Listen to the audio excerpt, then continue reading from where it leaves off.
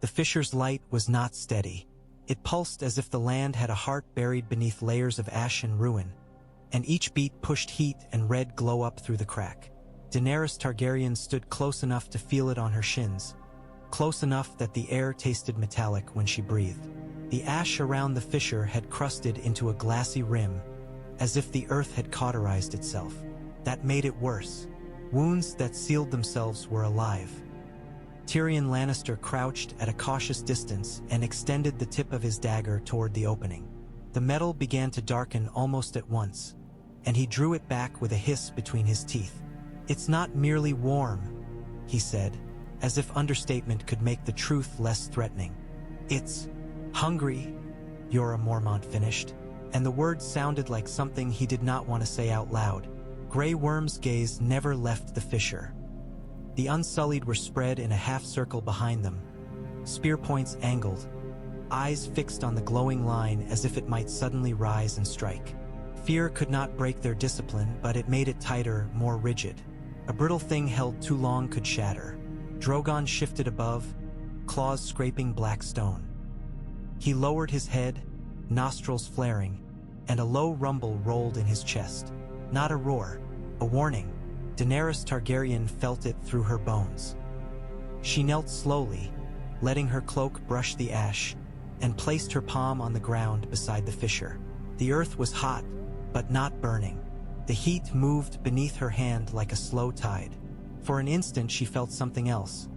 Pressure, like a breath pressing up, and then a faint tremor that made her wrist quiver against the crusted ash. Missandei's voice came from behind her, careful and tight. "Daenerys Targaryen, please, do not." Daenerys Targaryen lifted her hand and stood. Her skin felt coated with grit. She looked at the fissure again, and the red light licked at her gaze like a challenge.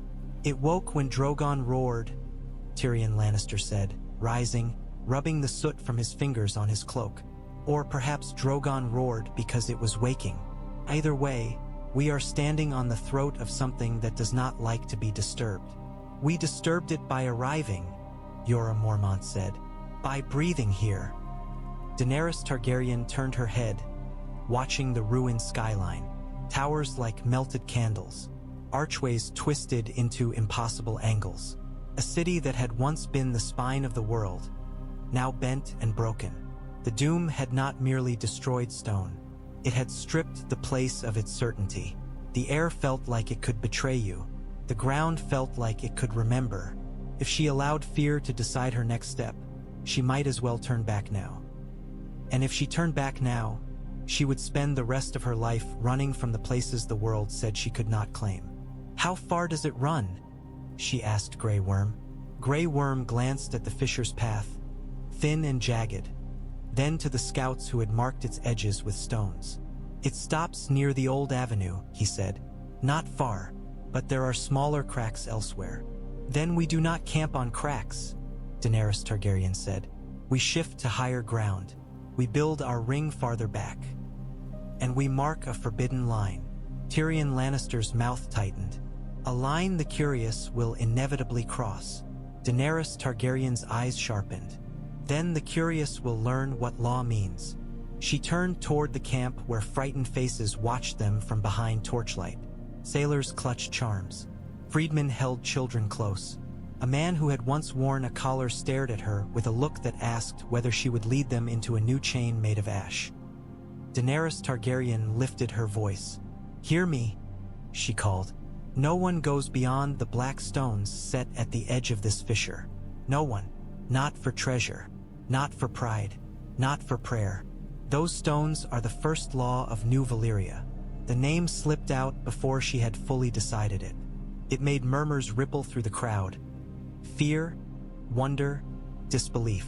She kept going because a ruler could not stumble once she began. "Those who disobey will be punished. Not because I enjoy punishment. Because I will not let this land take you one by one. We will take it together, or we will not take it at all." Drogon's head angled down, one eye fixed on her. Daenerys Targaryen held his gaze. She did not blink. "Now," she said softer, to Tyrion Lannister and Grey Worm and Jorah Mormont, "we make the first safe place. We do not conquer the whole city today. We carve one breath of peace from this ruin and make it ours." The fissure pulsed again, and the red light rose like a silent laugh. Daenerys Targaryen turned away from it without flinching, and in that moment she felt the land's attention follow her like a shadow. They worked as if the world might collapse if they paused. Perhaps it would. The ash fell in a slow, constant drift, dusting shoulders and darkening hair until everyone looked older, grayer, like ghosts trying to pretend they still belonged to the living. The air carried the smell of sulfur and something faintly sweet that made Daenerys Targaryen think of burned fruit left too long in the sun. Grey Worm's voice snapped orders, and the Unsullied moved with their brutal precision, driving stakes, stacking black stones, raising a low wall that would become the camp's first boundary. They had no trees here, no proper timber, only what the ships could spare and what could be salvaged from the harbor ruins. Freedmen hauled planks and rope, sweating, coughing, eyes watering from ash. They did not complain. They had survived masters. They would survive stone and smoke. Tyrion Lannister knelt near the center of camp, drawing lines in a patch of cleared ash. He placed stones to mark the fissure, the sealed archway, the ruined harbor, the direction of the wind. He looked like a child building a game, except the stakes were not toys. "If we make the wall too close," he said, "we invite whatever lives in the ruins to visit. If we make it too far, we waste manpower and expose ourselves to the land's moods." Daenerys Targaryen studied the crude map. "We build where the ground is stable," she said. "We dig shallow for latrines and water storage, no deeper. No excavation beyond a man's arm until we understand the earth." Tyrion Lannister's eyes flicked up.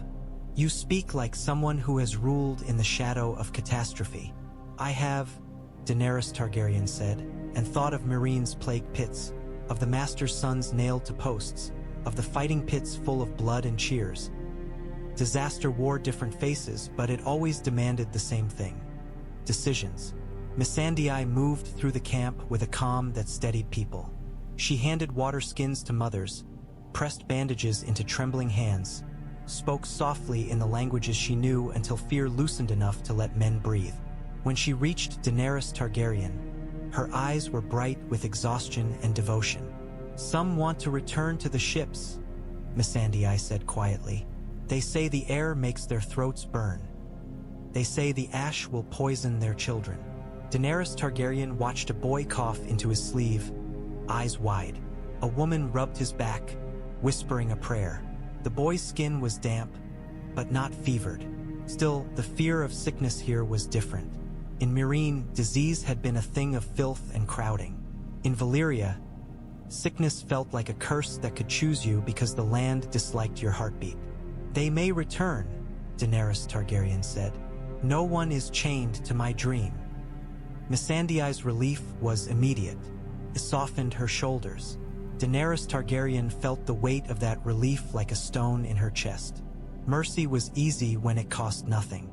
Here, mercy might cost her the labor she needed to survive. Grey Worm approached, dusted with ash, his bronze helm dulled. "The wall will be finished before night," he said. "But there is a problem." Daenerys Targaryen's gaze sharpened. "Speak." "A man was caught beyond the stones," Grey Worm said.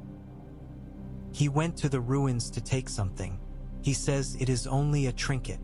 Daenerys Targaryen followed Grey Worm to the edge of camp where two Unsullied held a freedman by the arms. The man's eyes darted, guilty and defiant, as if he believed freedom meant no longer answering to anyone.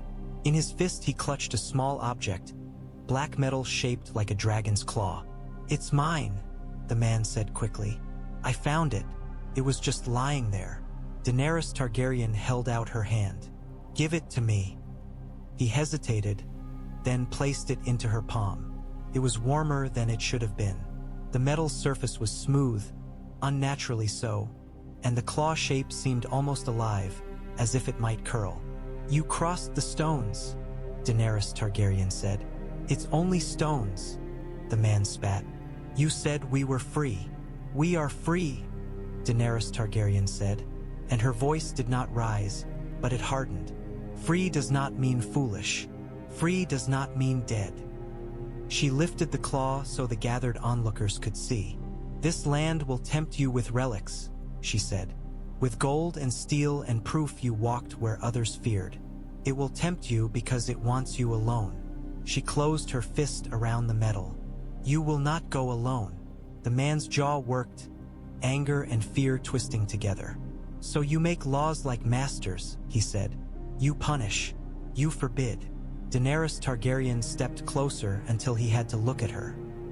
Masters made laws to keep you weak, she said. I make laws to keep you alive. She turned to Grey Worm. 10 lashes, she said, and heard the crowd inhale. The man's eyes widened in shock. For a trinket? For choosing your pride over your people, Daenerys Targaryen said. For teaching the next man that my words mean nothing. She leaned in, her voice low enough that only he could hear. You are not a slave, she whispered. So do not force me to rule you like one. When the lashes fell, Daenerys Targaryen did not look away. Neither did many of the freedmen. They watched because they needed to know what kind of world this would be. A world without chains did not mean a world without consequence. When it was done, and the man lay sobbing, the ash continued to fall as if nothing had happened. Daenerys Targaryen tucked the black metal claw into a pouch at her belt and looked out toward the ruins. The land did not care about her justice. The land cared about her presence.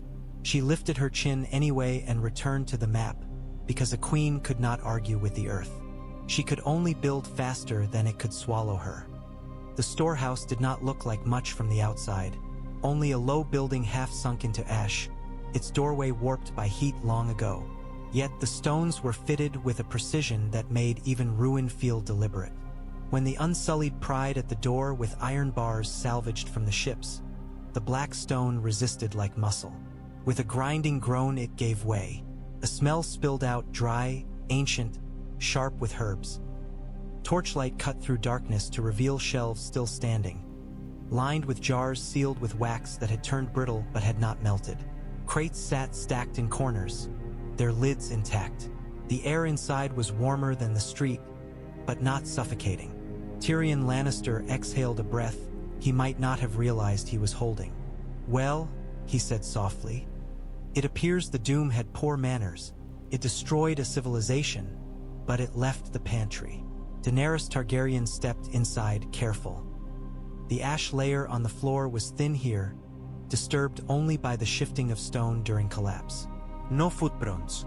No sign that anyone had been here since the world ended. Missandei approached a shelf, eyes widening as she read faint markings. Medicines, she whispered, and the word held a kind of reverence. Oils, dried plants, salt. Grey Worm's gaze swept the shadows. If it is untouched, it is dangerous, he said. No one touches without permission. Daenerys Targaryen nodded. Take only what we need, she said, and mark everything. We build a ledger. We build order. Order. The word was a shield. It was also a vow. If she let men behave like raiders here, Valyria would turn them into ghosts. They opened one crate. Inside were cloth-wrapped bundles, and within those bundles small ingots of a dark metal that was not iron and not steel.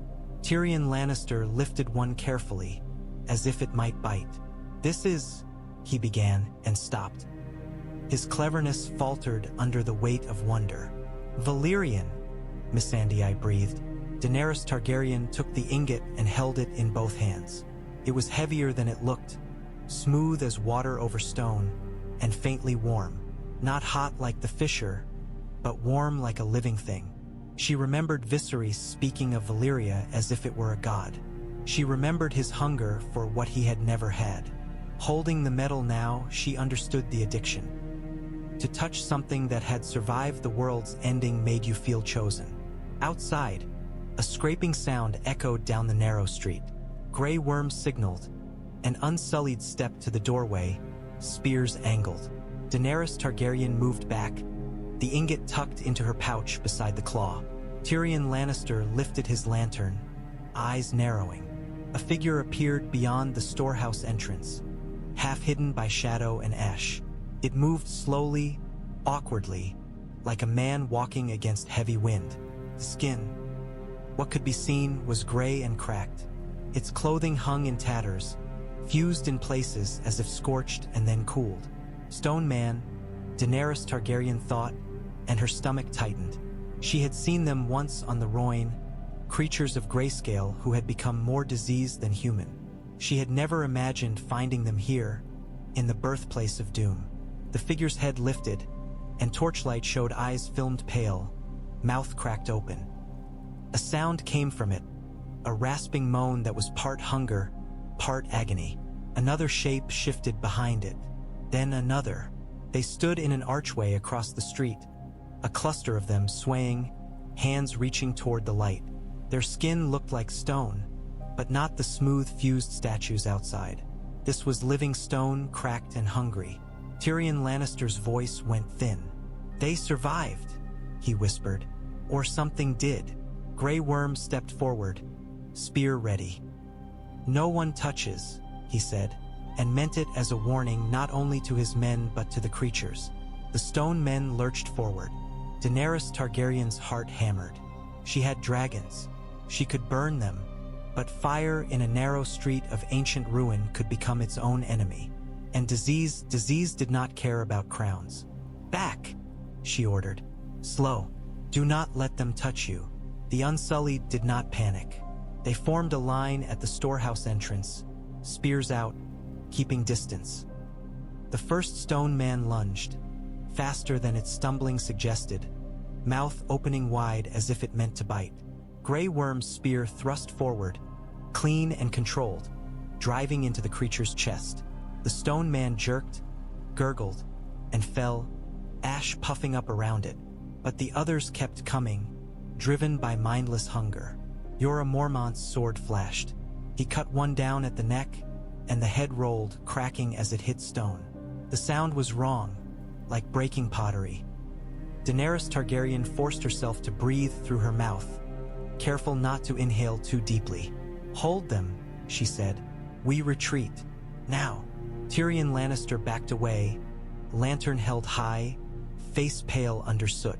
Missandei moved with controlled fear, eyes wide but feet steady. Daenerys Targaryen watched the creatures with a cold fury. This was what Valyria had left behind.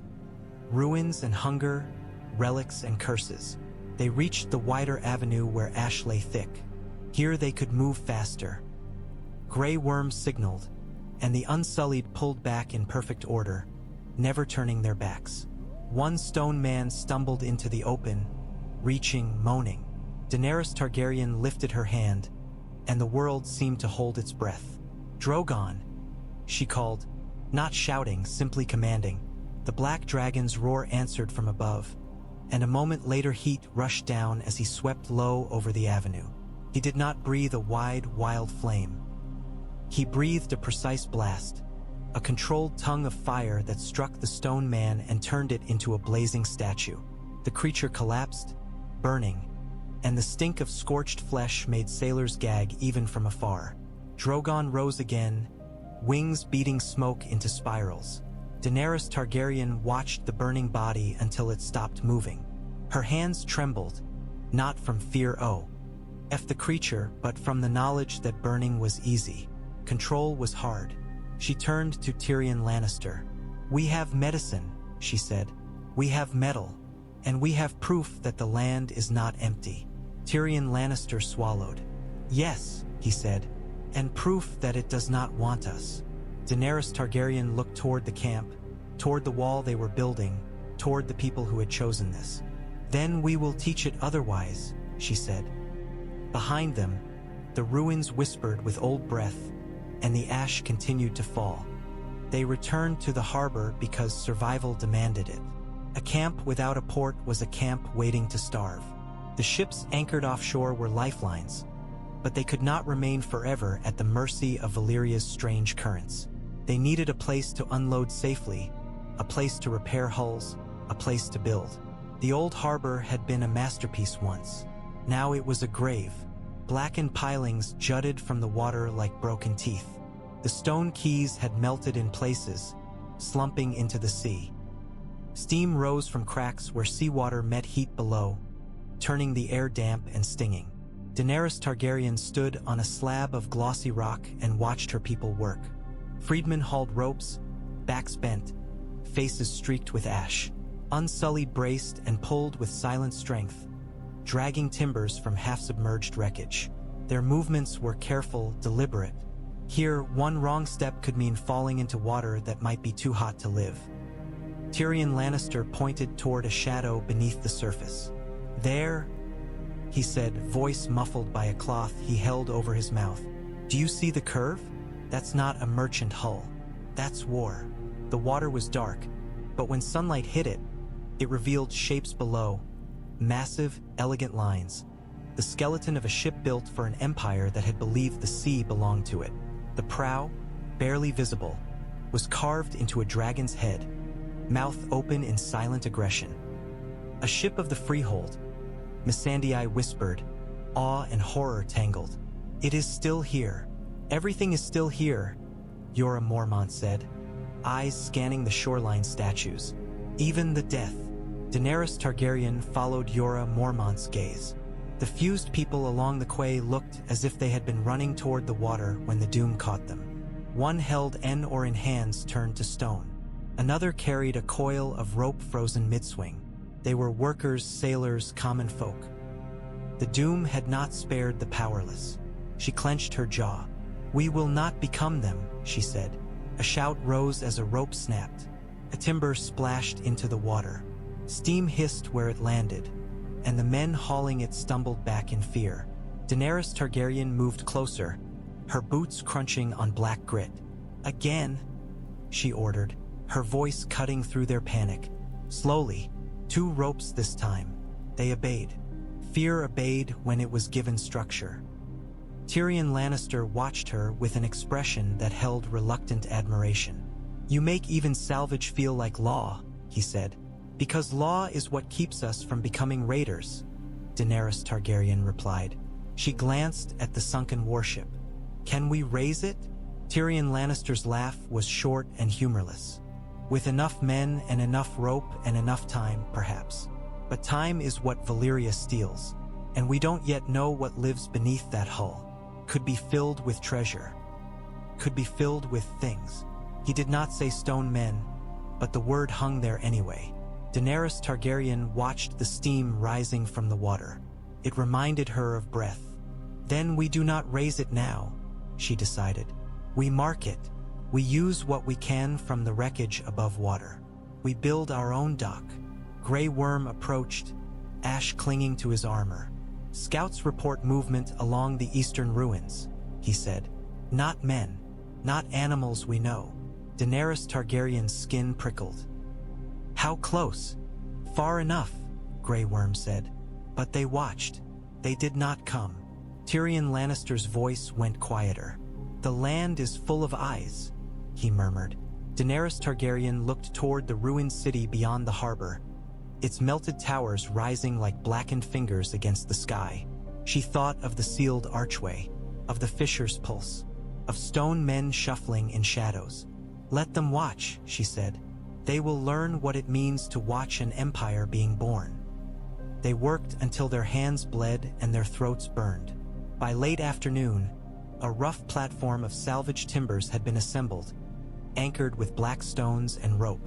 It was ugly, crude, nothing like Valyria's ancient perfection. But it held weight. It was real. Daenerys Targaryen stepped onto it and felt it sway slightly under her boots. The sea hissed against the pilings.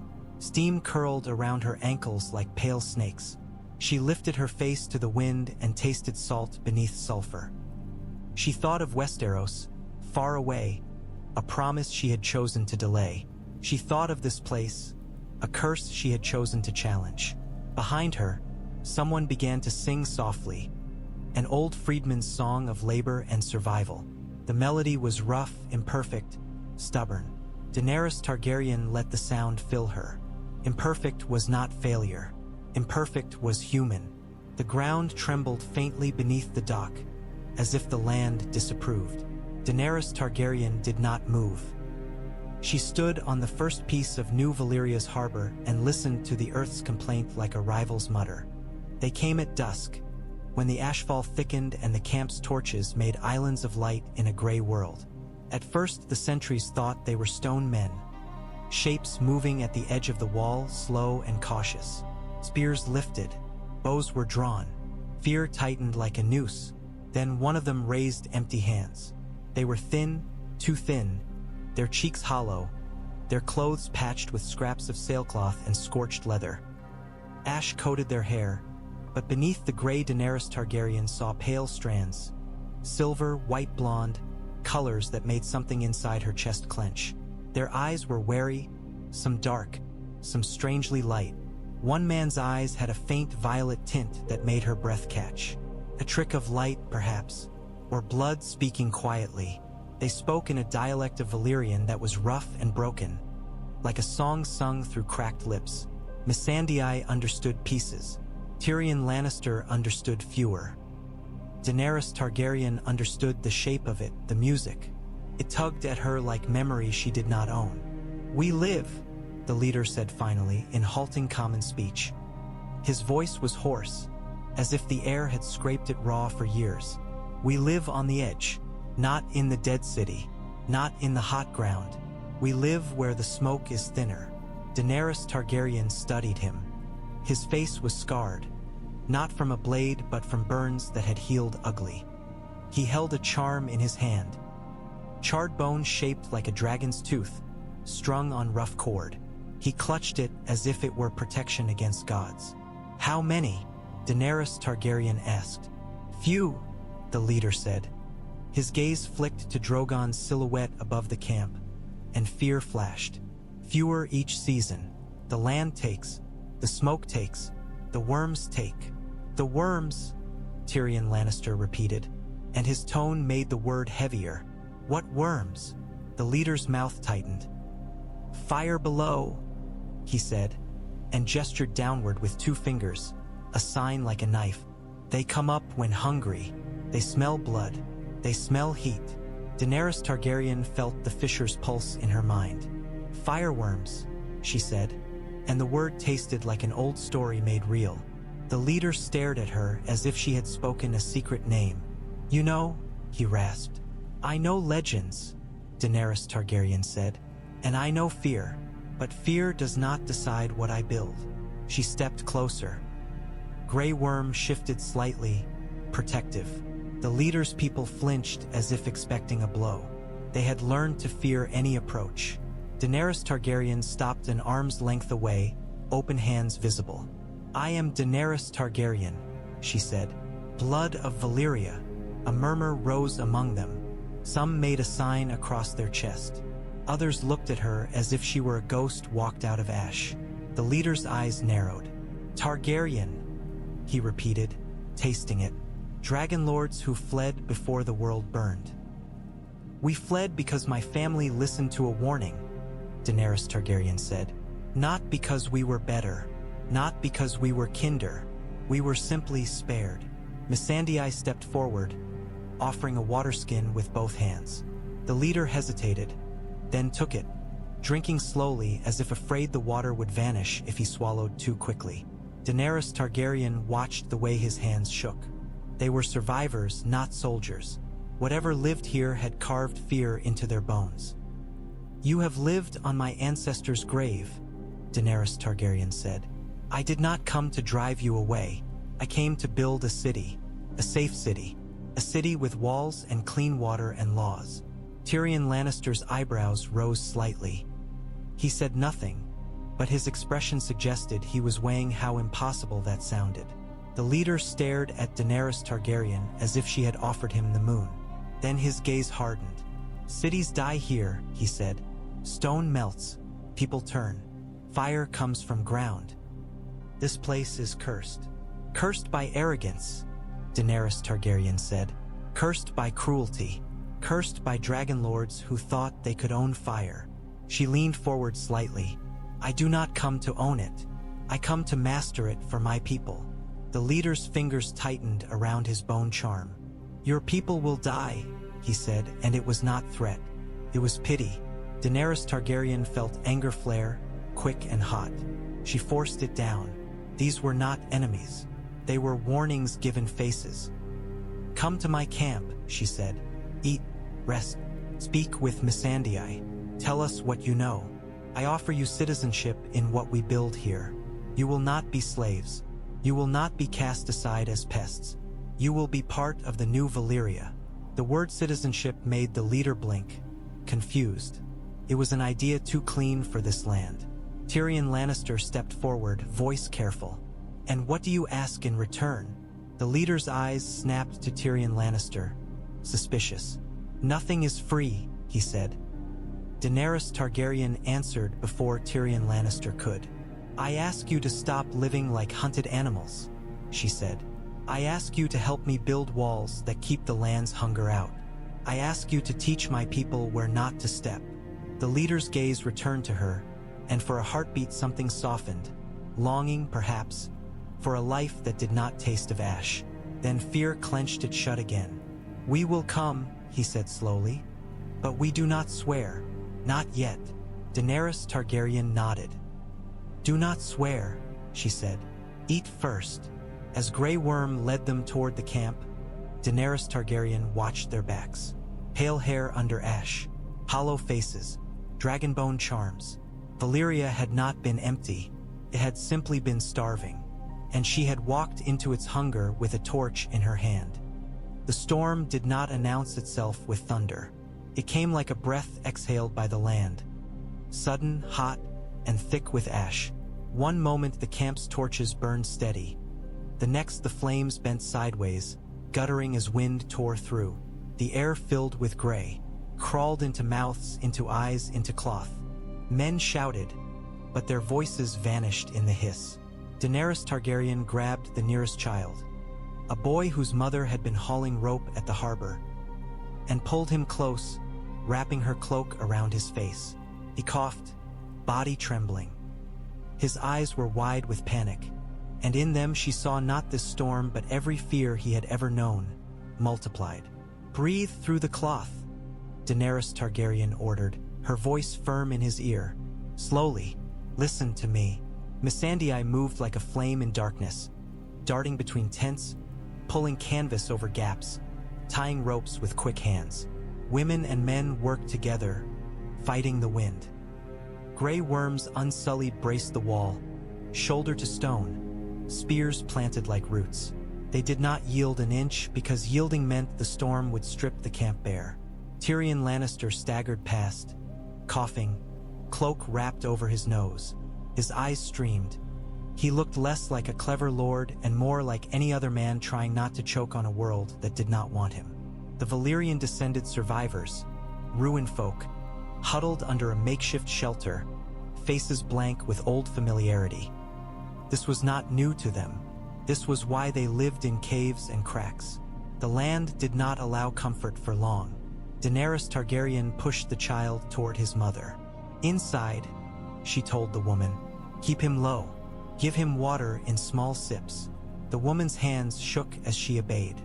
"Thank you," she rasped, and the gratitude in her voice was like a knife twisting.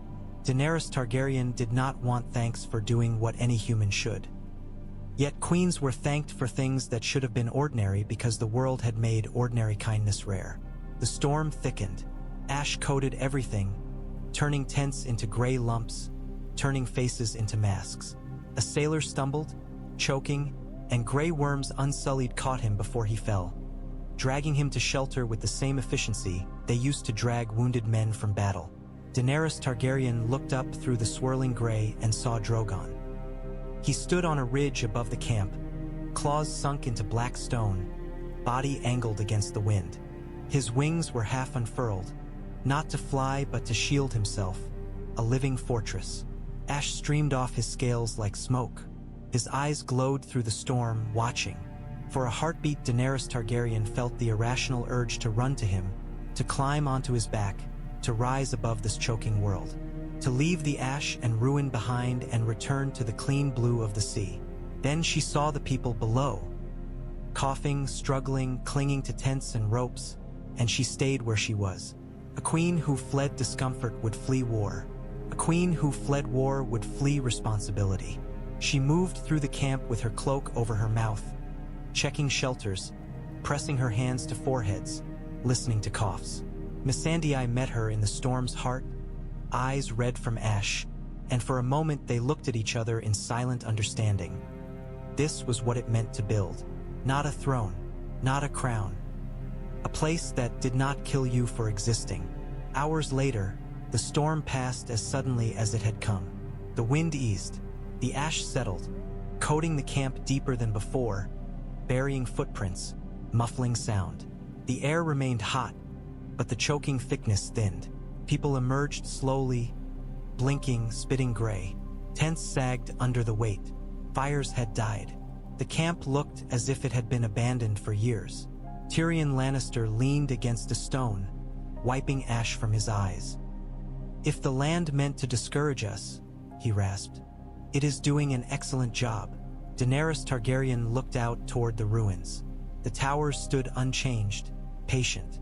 The fisher's glow was faintly visible even through ash, a thin red line like an insult. She turned to Grey Worm. "Double the water rations tonight," she said, "and place wet cloth at every tent entrance. We make breathing easier." Grey Worm bowed his head. "Yes, Daenerys Targaryen." Missandei touched Daenerys Targaryen's arm briefly, a grounding gesture. "You did not hide," she said softly. Daenerys Targaryen watched a man relight a torch, hands shaking, and a small flame spring back into life. "If I hide," she replied, "they will believe this land has already won." Above them, Drogon shook his wings, sending a cascade of ash falling like a gray waterfall. He roared once, and the sound rolled over the camp like a promise of violence. Daenerys Targaryen listened, and beneath the roar she thought she heard something else. Faint, deep, like stone shifting far below. The attack came the night after the storm, when exhaustion had made people careless. The camp's fires burned low. Men slept heavier. Even the unsullied, disciplined as stone, moved with the faint slackness of bodies that had fought the land all day. Daenerys Targaryen was awake. She had learned long ago that sleep was a luxury rulers paid for later. She sat outside her tent with Missandei, sharing a cup of thin wine that tasted of ash, listening to the camp's quiet. Somewhere beyond the wall, the ruins whispered with wind. Then the ground screamed. It was not a sound of voice. It was the sound of stone tearing apart under pressure.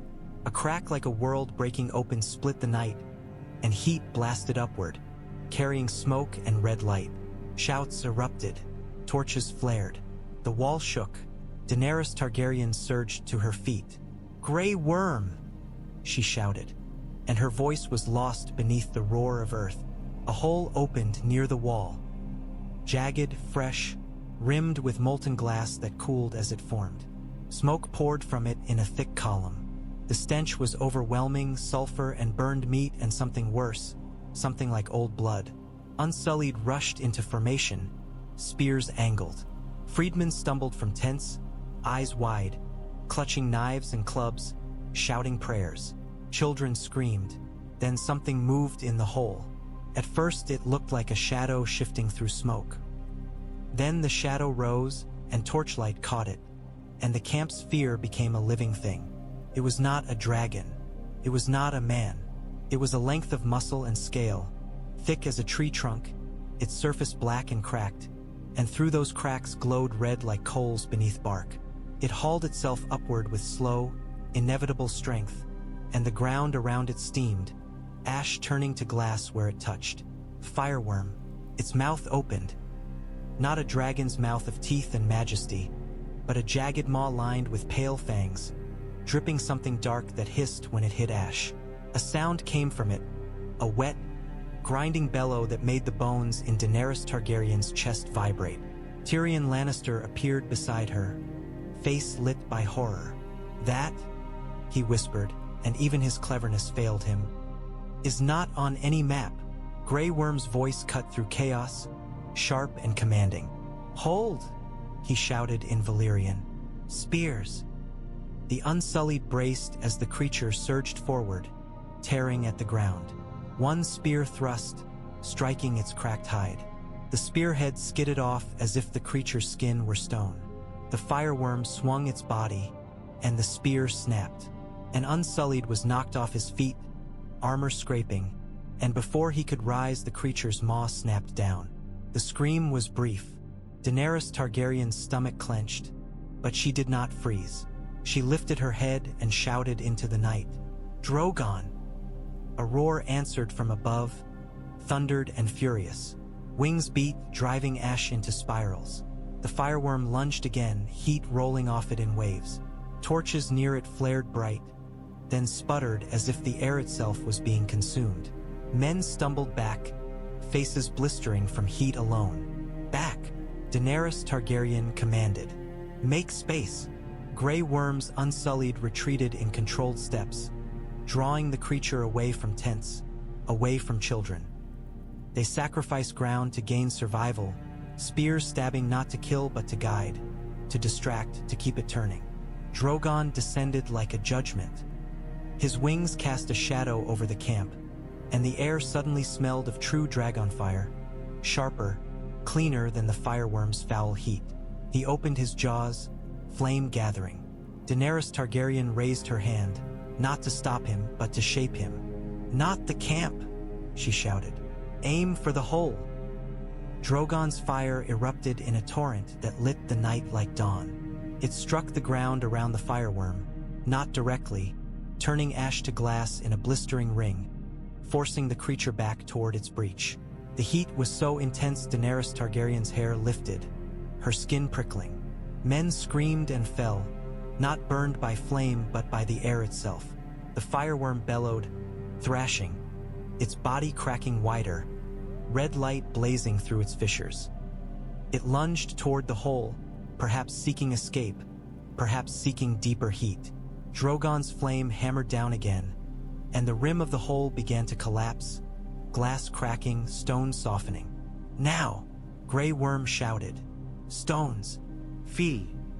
Freedmen and Unsullied rushed forward with rocks and timbers, throwing them into the breach. Smoke blasted up, choking. The firewyrm surged, trying to force its way out, but Drogon's fire drove it downward, relentless. Daenerys Targaryen stepped forward, ignoring the heat biting at her face, and screamed, "Down!" Drogon roared, a sound of pure dominance, and unleashed one final blast into the hole. The firewyrm's bellow twisted into something like pain, then cut off abruptly as the breach collapsed in on itself. Stone slumping, ash melting, glass sealing. Silence fell, ragged and stunned. Men coughed, fires crackled. A child sobbed somewhere, and the sound felt too small for what had happened. Tyrion Lannister sank to his knees in ash, staring at the sealed crater, his face gray. "So," he rasped, "that is what lives beneath our laws." Daenerys Targaryen's chest heaved. Her eyes burned from smoke. She looked at the sealed breach, at the glassy scar in the ground, and felt a cold certainty settle in her bones. Valyria would not be reclaimed like a city. It would be reclaimed like a war. She turned to Grey Worm. "Count the dead," she said, voice rough, "and the wounded, and the missing." Grey Worm's jaw tightened. "Yes, Daenerys Targaryen." Drogon landed on the ridge above, smoke curling from his nostrils. He stared down at the sealed hole, then at Daenerys Targaryen, and in his eyes she saw something that was not fear, recognition, as if the firewyrm had been an old enemy, as if this land had always been a battlefield of fire against fire. They burned the dead at sunrise because the air was slightly kinder then, before heat thickened and ash stirred. The pyre was built from salvaged timbers and broken beams, laid carefully on black stone. The bodies of the Unsullied were wrapped in cloth, their faces covered. They looked smaller without armor, like boys who had never been allowed to be boys. Grey Worm stood at the front, hands clenched so tight his knuckles whitened. His face was carved from grief so deep it had become calm. Missandei stood beside him, her hand on his arm, her presence the only thing that seemed to keep him from cracking. Daenerys Targaryen held a torch, flame steady in her grip. The ash on her face made her look older, harder. She had slept little. Each time she closed her eyes, she saw the firewyrm rising, saw the unsullied drag down, heard a scream cut off too quickly. She stepped forward and touched the torch to the pyre. Fire caught, eager, climbing the wood with hungry fingers. Heat rose, and smoke curled into the sky, joining the haze that always hung over Valyria. The dead were swallowed by flame the way they had been swallowed by war. Grey Worm did not move. Only his throat worked once, as if he swallowed something sharp. Daenerys Targaryen watched the fire consume the cloth, the wood, the bodies. She felt the familiar paradox of flame. It destroyed and it purified, took away and it returned. It was both mercy and cruelty, depending on who held it. The Ruinfolk murmured prayers in a dialect that sounded like broken Valyrian, words that might once have been spoken by dragon lords at funerals. Now they sounded like pleas to a land that did not listen.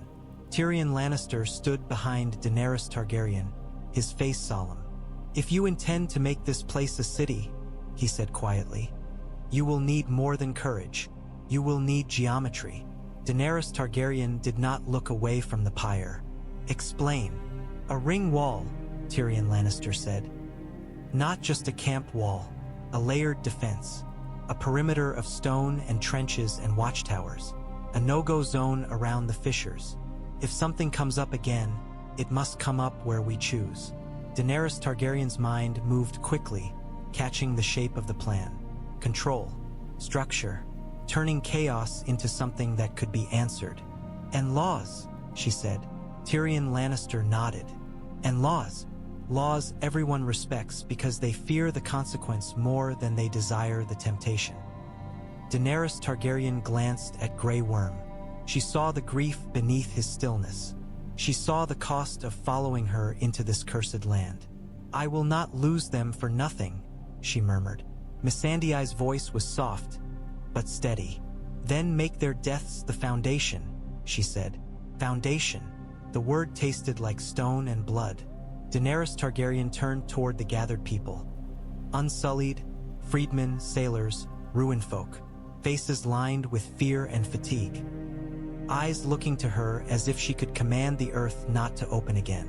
She lifted her voice. "Hear me," she said. "Last night Valyria tried to remind us why the world calls it cursed. It took men who did not deserve to die." A murmur rose, grief and anger braided together. Daenerys Targaryen's gaze hardened. "It will not take them again so easily." She pointed toward the ruins. "Today we build the Ashen Law, a charter of rules that keeps us alive. We dig only where I permit. We patrol only in groups. We burn any creature that comes from below. We mark every crack. We build watchtowers at the ring wall. We do not wander. We do not loot. We do not pretend we are dragon lords." Her hand tightened on the torch, flame licking. "We are builders." Tyrion Lannister's eyes flicked to her, and for once he looked less like a cynic and more like a man who believed he might see something new. Grey Worm's voice came, low and rough. "The unsullied obey the Ashen Law," he said, and the words were not surrender. They were commitment. Daenerys Targaryen nodded. "Then we begin," she said. The pyre crackled behind her, the dead becoming smoke. She looked toward the ruined city again, and beneath the drifting haze she imagined invisible lines. Walls, streets, homes, a harbor that held ships instead of ghosts. She imagined children running without fear of collars or fireworms. The land trembled faintly, as if amused. Daenerys Targaryen lifted her chin at the tremor like she lifted her chin at Lords. "Laugh," she thought at Valyria, "while you can." They returned to the archway because curiosity was not the only lure. Necessity pulled them too. A sealed chamber meant preserved knowledge, preserved tools, preserved answers. If Daenerys Targaryen meant to survive here, she could not treat every door like a tomb. She had to learn which tombs held maps. The Unsullied formed a tight ring around the archway, torches held steady. Grey Worm stood at the front with a heavy iron bar. Jorah Mormont's sword was drawn, his eyes scanning every angle of shadow as if the darkness might step forward wearing a face. Missandei stood close to the glyphs, her fingers hovering over them without touching, her brow furrowed in concentration. "It is old," she whispered. "It speaks of binding, of restraint." Tyrion Lannister exhaled softly. "A comforting theme in Valyria," he murmured. Daenerys Targaryen stepped forward. The stone felt warm even through the air, like a living beast's skin. She could almost imagine a pulse beneath it, slow and deep. "Can you read it?" she asked Missandei. "Pieces," Missandei said. "It is not the Valyrian of Astapor or Meereen. It is ceremonial. It speaks of the 14 flames, of the breath of the earth, of keeping—" She swallowed, eyes lifting to Daenerys Targaryen. "Keeping the fire in chains." The words struck Daenerys Targaryen like cold water. Chains, even here. Grey Worm looked at her, awaiting command. Daenerys Targaryen's voice was steady. "Open it," she said. Grey Worm drove the iron bar into a seam where the stone had been weakened by time. The archway resisted, then gave with a crack that echoed down the ruined street. Dust spilled out, thick and gray, and the air inside smelled of old heat and sealed stone. A second crack. Then a sliver of darkness opened like an eye. The torch's light slid into the chamber, revealing a space not collapsed, not melted, but intact. Walls of smooth black stone, a floor etched with faint lines, and on the far wall a mural. Dragons circled a ring of flames, 14 points like burning teeth around a center that was painted darker than the rest, as if the artist had tried to depict absence. The dragons were not free in the mural. They were chained. Golden chains drawn tight from their necks to the flames, binding them in a perfect circle. Tyrion Lannister stared. "So," he said, voice hushed, "the Old Valyria chained even dragons." Daenerys Targaryen's stomach tightened. She thought of Drogon's eyes, the way he had looked at the fissure. She thought of the firewyrm. She thought of the land's pulse. A cage, a lock, a mechanism. Missandei stepped forward, lantern raised. "There," she said, pointing. "Words." The glyphs beneath the mural were sharper, deeper, carved with care. Missandei's eyes moved over them, translating slowly, breath-catching. "It says," she whispered, "the flames must remain closed. The chains must be tended. If the chains break, the earth opens." Daenerys Targaryen felt cold spread through her despite the heat. "Tended," she repeated. "How?" Missandei's face tightened. "It speaks of—" She hesitated, then forced the words out. "Blood, of sacrifice, of binding with life." Tyrion Lannister's laugh was thin and miserable. "Of course it does." Jorah Mormont's voice was harsh. "Close it." Daenerys Targaryen did not move. Her eyes traced the mural circle, the chained dragons, the flames. The implication was monstrous. The doom had not been random. It had been failure, or sabotage, or neglect. Something had held Valyria's fire in check, and something had stopped holding. She stepped further into the chamber, ignoring Grey Worm's tense posture.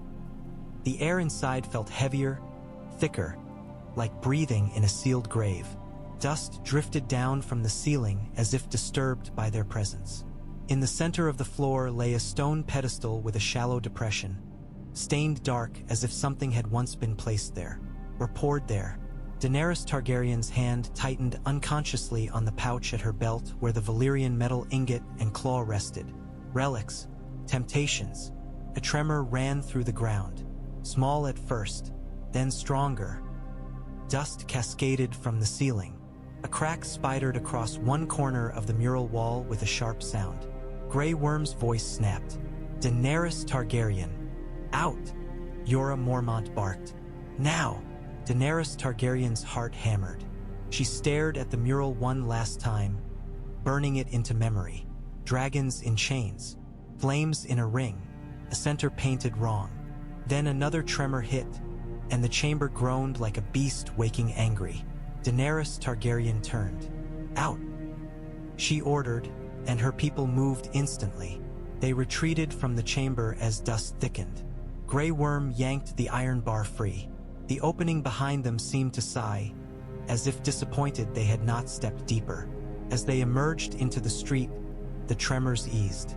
Silence returned, heavy and watchful. Tyrion Lannister leaned against a melted pillar, breathing hard. "Well," he rasped, "we have learned something important."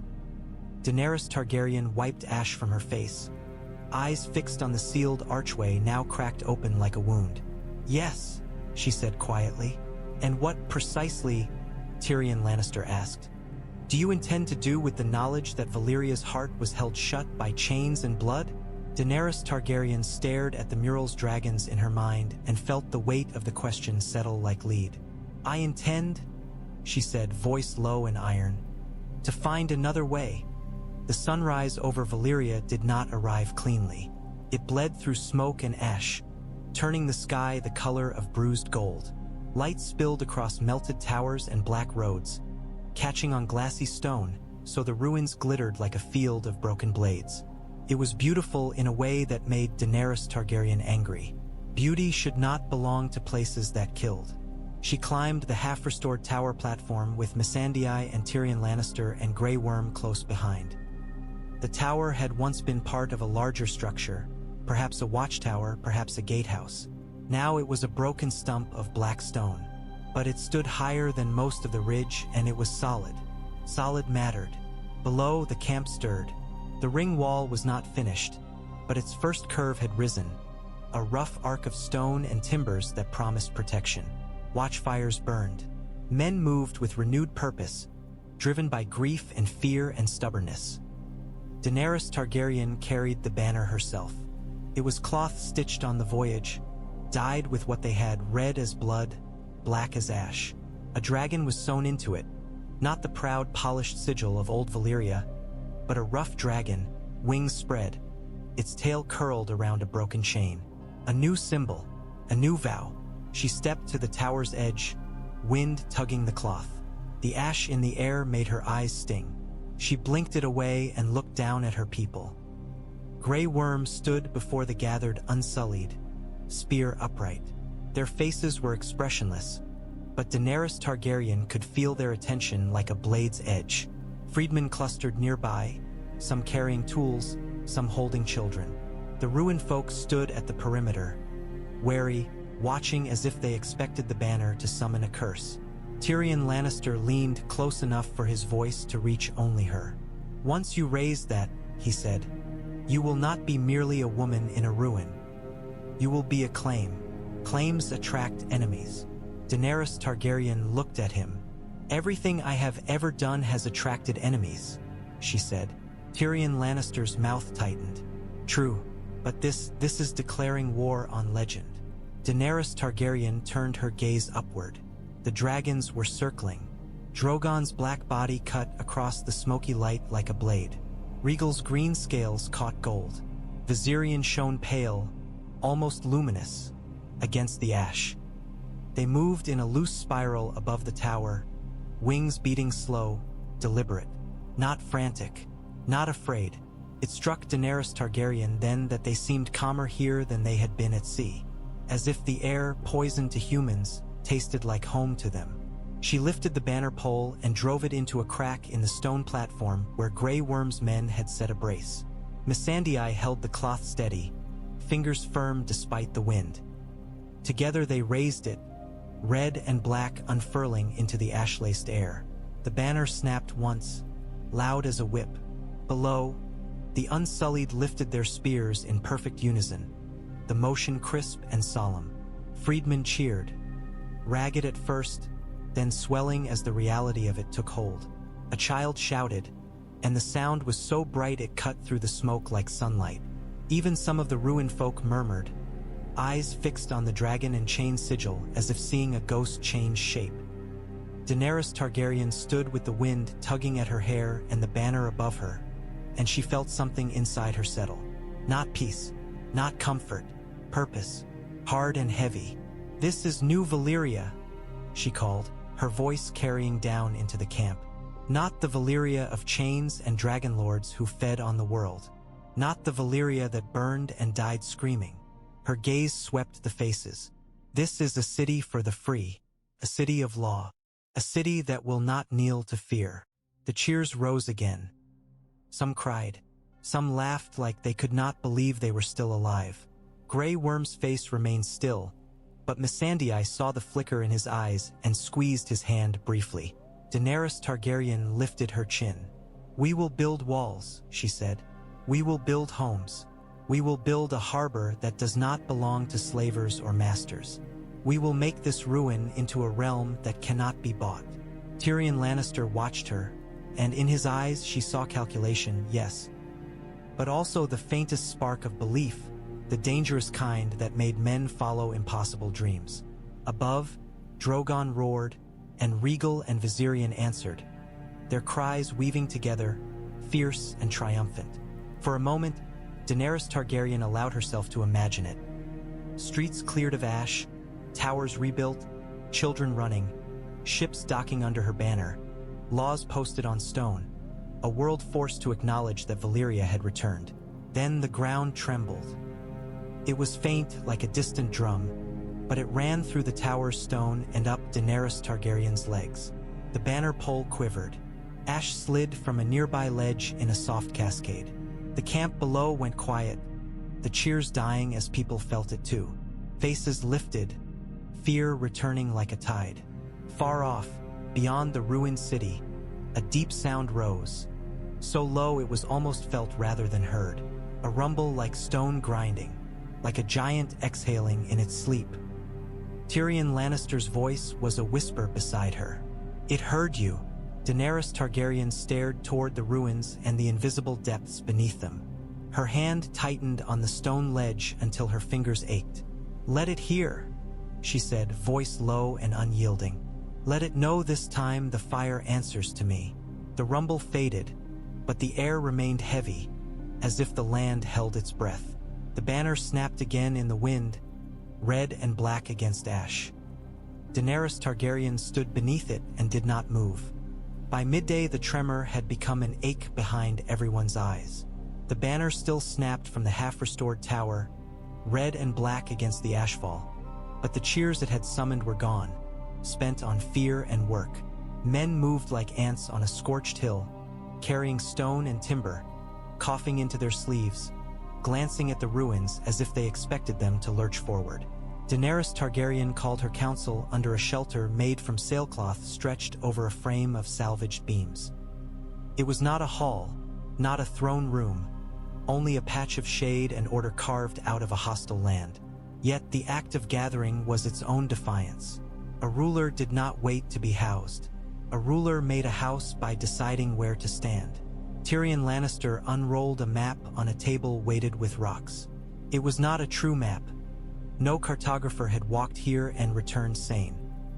It was a sketch of the ridge, the harbor, the first curve of the ring wall, the fissure marked with black stones, and the places the scouts had reported other cracks like thin mouths in the ash. Grey Worm stood with arms folded, gaze steady, still carrying the grief of the pyre in the tightness of his jaw. Missandei sat close, quill and parchment ready, hair bound back from her face. Jorah Mormont hovered near the shelter entrance as if his body could become a barrier if something came from the ruins to bite them. The Ruinfolk leader came last, escorted by Unsullied. His name, when Missandei coaxed it out of him, sounded like it had once belonged to a better world. Aelor. He was scarred, gaunt, his pale hair tied with a strip of cloth. His violet-tinged eyes watched everything with the wary intelligence of a man who had survived by never trusting a promise. Daenerys Targaryen did not offer him a seat of honor, nor did she make him stand. She offered him a place at the table, equal to any other voice that could keep her people alive. If she meant to build a city of the free, she could not begin by making one man kneel because his fear smelled like weakness. Tyrion Lannister tapped a stone on the map. "We have established," he said, "that Valyria can open its mouth under our feet without warning. We have also established that what comes out has a terrible sense of humor." Aelor did not smile. He glanced at the black stone marker that represented the sealed breach where the firewyrm had come. "It smells heat," he said in broken common, words scraping as if his tongue was not used to them. "It smells blood. It smells living." Missandei translated the rest of his mutter into something clearer. "He says the ground has breath holes, places where the earth exhales.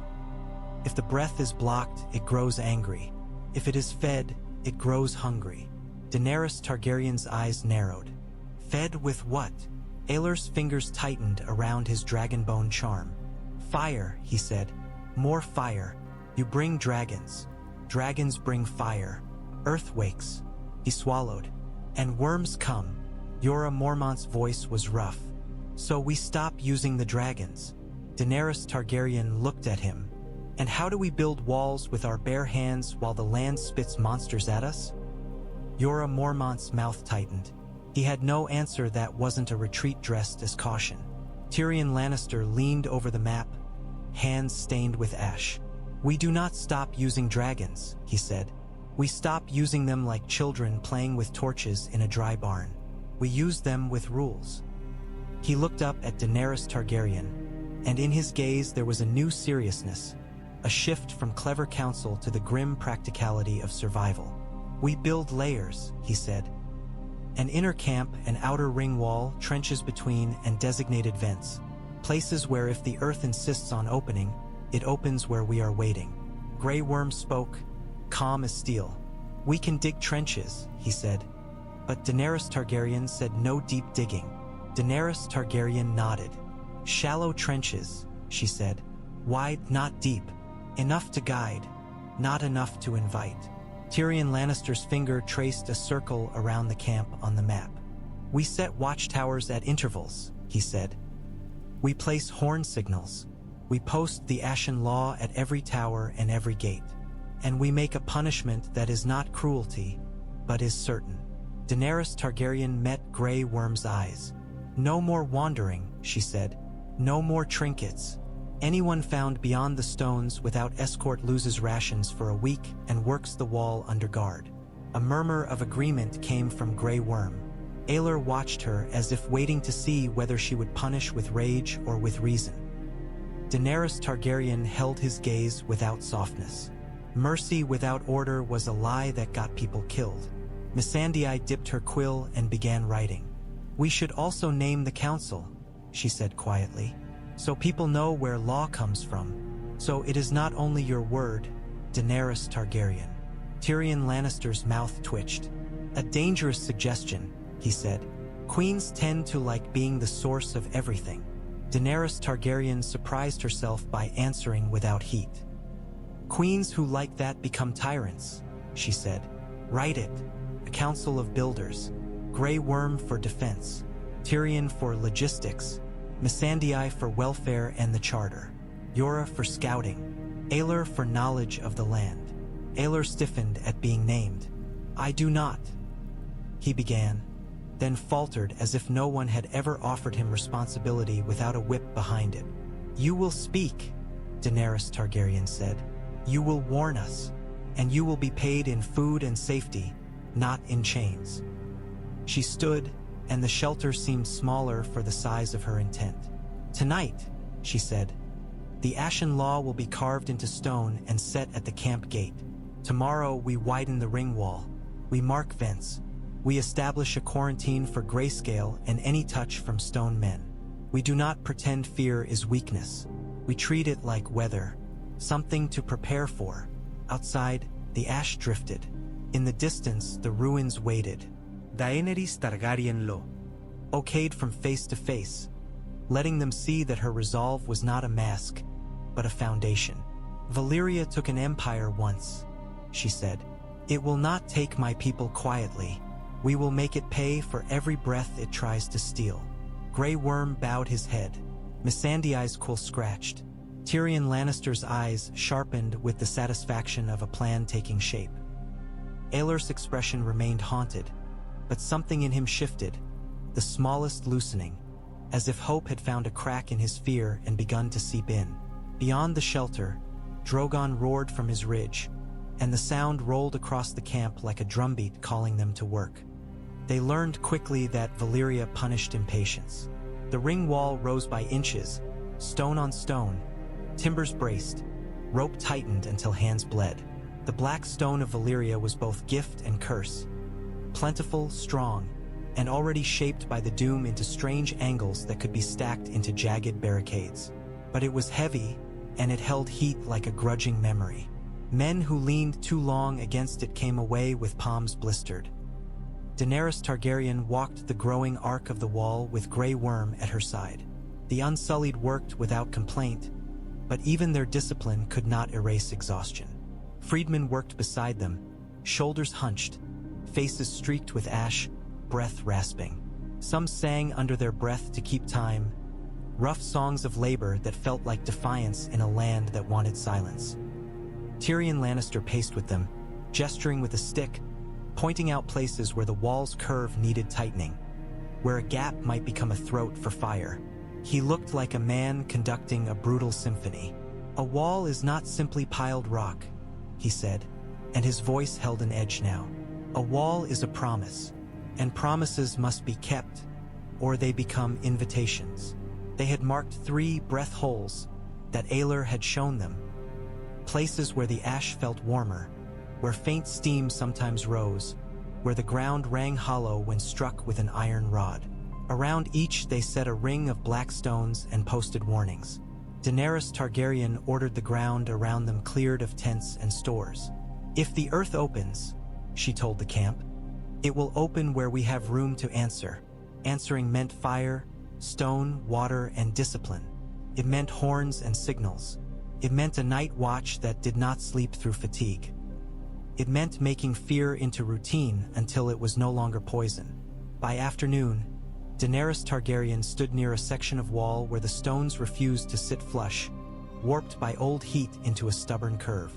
2 men strained, sweating, and the stone shifted only a finger's width. Frustration rose, and with it the temptation to do what dragons made easy. "Drogon," Daenerys Targaryen called.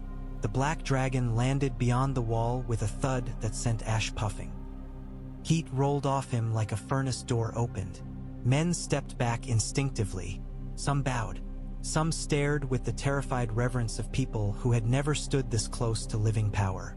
Daenerys Targaryen approached him and placed a hand on the warm scale at his neck. His skin vibrated under her palm, a rumble deep in his chest.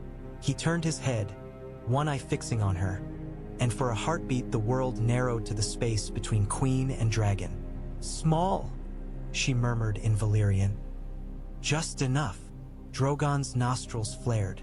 He understood tone if not every word. He had learned, painfully, that her voice could mean freedom or restraint. Daenerys Targaryen stepped back and pointed at the warped stone. "There," she said. "Melt the edge. Only the edge." Drogon opened his jaws. Flame gathered, bright as sunrise. For an instant the men flinched, expecting ruin. But the fire that came was not wild. It was a narrow tongue, controlled, directed at the stubborn edge of stone. The black rock glowed dull red, then brighter, and the smell of hot mineral rose sharp in the air. The stone softened just enough.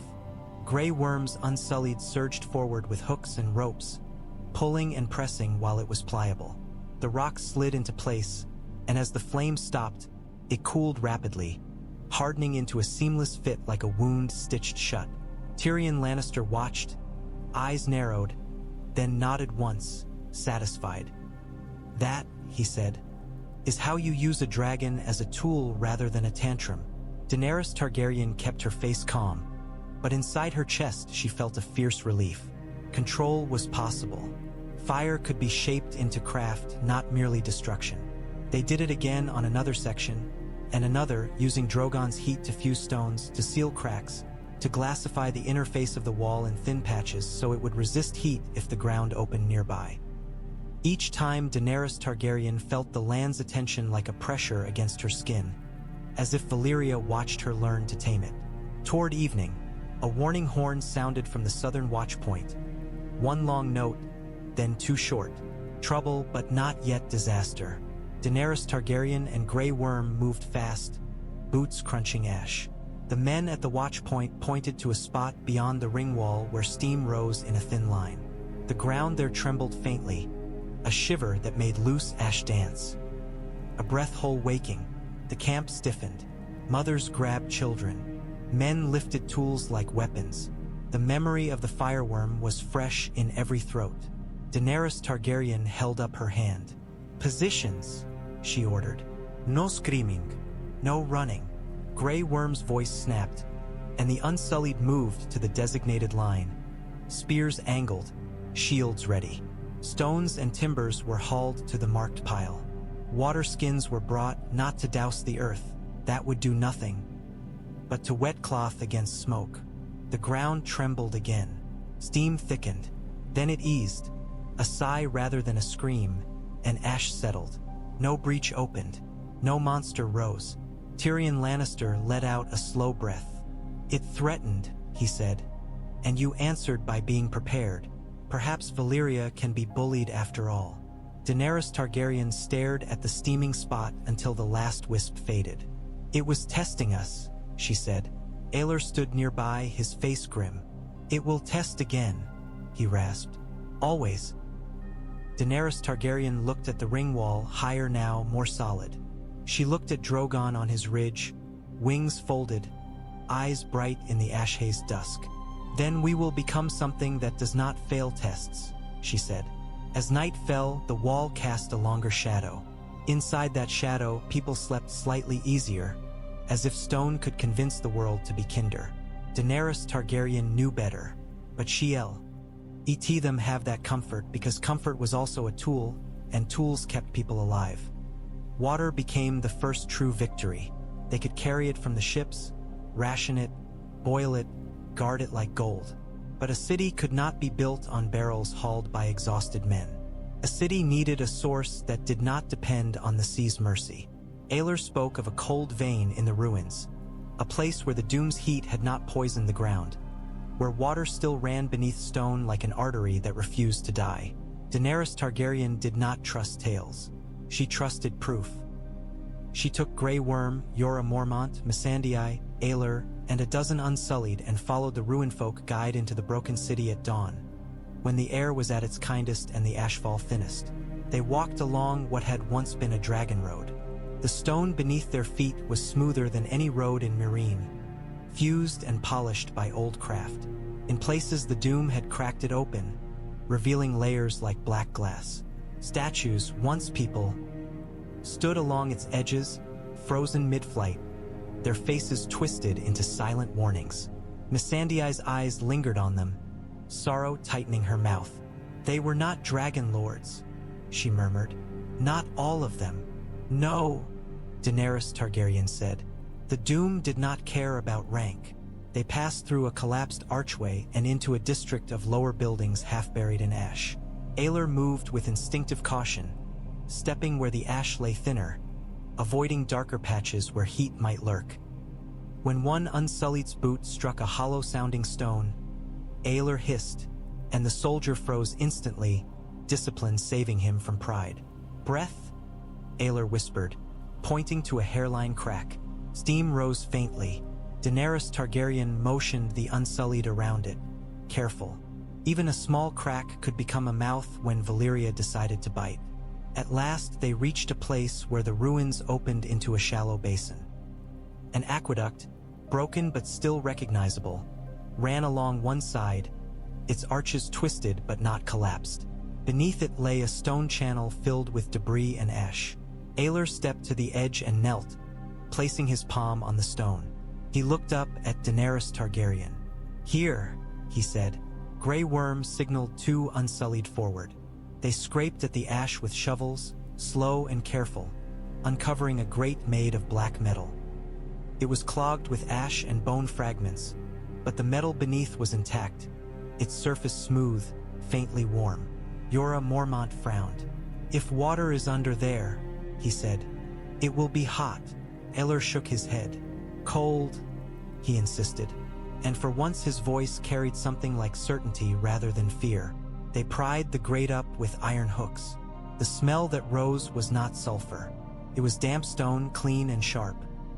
Grey Worm leaned over, torch held low, and the light revealed a narrow shaft dropping into darkness. From below came the faint sound of running water, steady as a heartbeat. Missandei's breath caught. "It is real," she whispered. Daenerys Targaryen felt a fierce, sudden joy that she crushed before it could become careless. "Joy made you sloppy. Sloppy got people killed." "Rope," she ordered. An Unsullied lowered a rope and climbed down without hesitation, torch strapped to his belt. They listened to his boots scrape stone, then to the splash as he reached the bottom. A moment later his voice echoed up, muffled but clear. "Water," he called. "Cold." When he climbed back up, his hands were wet, and the droplets glinted like jewels in the ash-laced light. Daenerys Targaryen touched the water on his fingers. It was cool against her skin. She closed her eyes for a heartbeat and let the sensation anchor her. Coolness in Valyria felt like a miracle. Tyrion Lannister was not there to make a quip, but Daenerys Targaryen imagined his voice anyway. Even doom cannot poison everything. They spent the rest of the morning clearing the channel, widening access to the shaft, testing the water for taste and smell. Missandei insisted on boiling the first buckets despite the coolness. Old habits from cities where sickness was always waiting did not die easily. Daenerys Targaryen agreed. In Valyria, caution was not cowardice. It was worship of survival. As they worked, the ruins around them seemed to watch. Wind slid through broken arches like whispers. Somewhere deeper in the city, stone cracked with a slow sound like bones shifting. Jorah Mormont's hand never left his sword hilt. "We should leave before night," he muttered. "We will," Daenerys Targaryen said, "but we will leave with water." By late afternoon they had filled barrels and marked a safe path back to camp with stacked stones and cloth flags. The Unsullied carried 2 barrels on a pole between them, shoulders steady despite the weight. The water sloshed softly, a sound so ordinary it felt like an insult to the ruins' menace. As they walked back along the Dragon Road, Daenerys Targaryen looked at the statues again. She imagined the people they had been, workers, mothers, soldiers, lovers, running toward water, toward ships, toward escape. They had died with thirst on their tongues and ash in their lungs. Daenerys Targaryen tightened her grip on the barrel strap as if she could carry their thirst too, as if she could repay it with this small victory. When the camp came into view and people saw the barrels, a murmur rose. Hope, hungry and cautious. Children ran forward, then were pulled back by mothers who feared disappointment more than thirst. Daenerys Targaryen raised a hand. "Boiled first," she called, and heard the groans, the laughter, the relief, then shared. "No one drinks until everyone drinks." Grey Worms Unsullied set the barrels down within the ring wall. Missandei immediately began organizing distribution, her calm turning chaos into order. Daenerys Targaryen watched her people gather, eyes bright. The air still tasted of ash. The ground still held monsters. The ruins still waited, but in their hands was cool water. And for the first time since landing, Daenerys Targaryen felt Valyria Eve something back without taking blood in return. Grayscale returned like a rumor given teeth. It began with a scratch no one saw in the moment. A sailor, hauling rope at the harbor, had wandered too close to the edge of the old quay where stone men sometimes lurked in shadow. He claimed he had slipped, that his hand had scraped black stone. He did not mention the gray fingers that had brushed him, because admitting that would have meant admitting he had broken the Ashen Law by straying beyond the marked line. By evening his hand hurt. By night his skin had begun to roughen, a patch the size of a coin turning pale and cracked. He tried to hide it under a cloth wrap. Fear made him foolish. Missandei found him at dawn. She was distributing boiled water when she saw him flinch as he reached for a cup. She asked gently. He refused. She asked again, firmer, and his eyes filled with panic. When he unwrapped his hand, the camp seemed to inhale as one body. The patch was unmistakable, stone creeping over flesh. A shout rose, half anger, half terror. People stepped back as if his breath might turn them to rock. A mother grabbed her child and retreated. A man lifted a knife, eyes wild, as if the easiest cure was murder. Grey worms unsullied stepped forward, spears angled, forming a barrier around the sailor. Discipline held the camp from becoming a mob. Missandei's face was pale, but her voice stayed steady. "No one touch," she ordered. "No one." Daenerys Targaryen arrived within moments, cloak thrown over her shoulders, hair tied back. She saw the sailor's face first, sweat-soaked, eyes pleading. She saw the gray patch second. She saw the fear in the crowd third, spreading like a second sickness. She lifted her voice.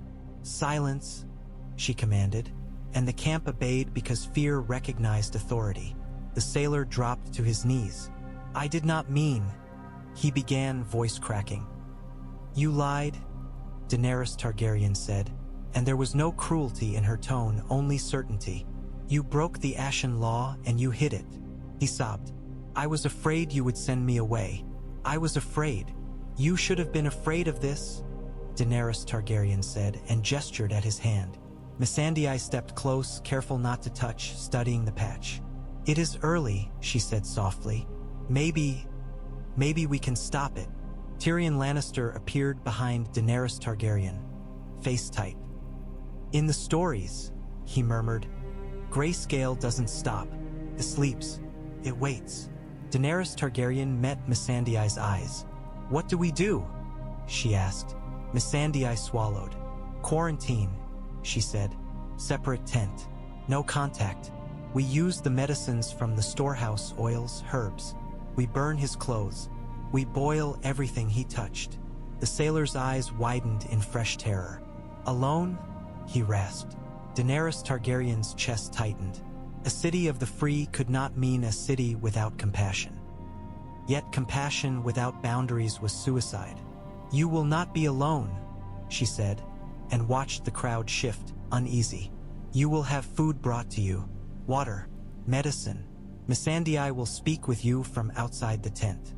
Grey Worm will post guards so no one harms you. But you will not touch anyone until we know what the stone is doing." A man in the crowd shouted, "Burn him!" Daenerys Targaryen's gaze snapped to the man, and the anger in it was sharp enough to cut. "We do not burn people because we are afraid," she said. "That is what slavers do." Silence followed, heavy, guilty. Grey Worm moved with crisp efficiency. Two Unsullied lifted the sailor, not touching skin, using cloth slings, and carried him toward a tent set apart near the inner wall. Missandei directed others to burn his bedding and boil every cup he had used. The camp watched as if witnessing a trial. Aelor stood at the edge, eyes haunted. "Stone sickness," he muttered. "It takes slow, then fast. Then you are not you."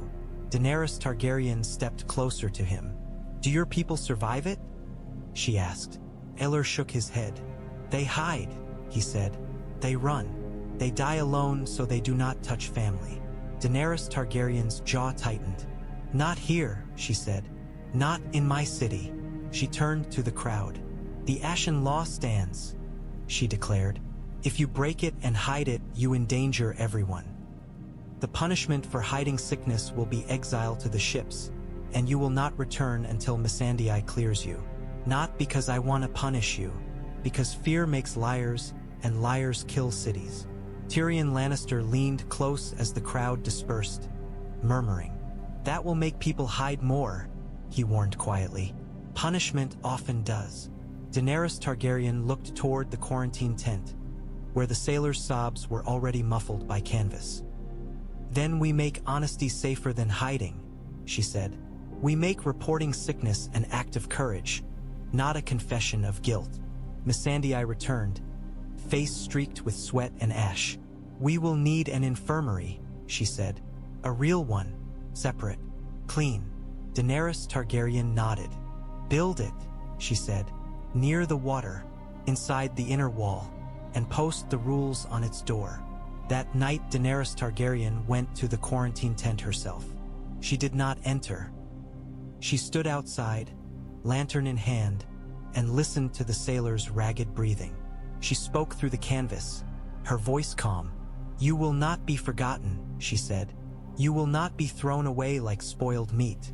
If the stone takes you, it will take you fighting. And if it does not, you will live and you will teach the others what honesty buys." Inside the tent, the man whispered a broken thanks. Daenerys Targaryen did not answer.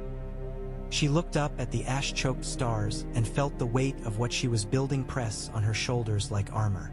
Valyria did not kill with swords alone. Killed with shame, with fear, with sickness that turned people into threats. Daenerys Targaryen walked back to her tent with her jaw set. If she could not make compassion survive here, then she had no right to call this place New Valyria at all.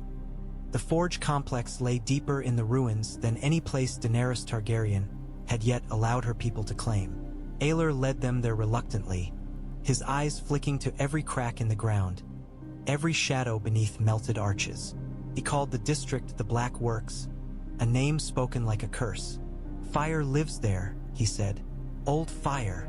Daenerys Targaryen went anyway, because the metal ingots from the storehouse had tasted like promise in her hands. A city could not be built from ash alone. It needed nails, tools, hinges, blades, chains broken and reforged into plows. It needed steel. It needed craft. They traveled at dawn with a larger escort. 24 unsullied, ropes, hooks, and barrels of water. Tyrion Lannister insisted on coming, muttering about being present when kingdoms were forged.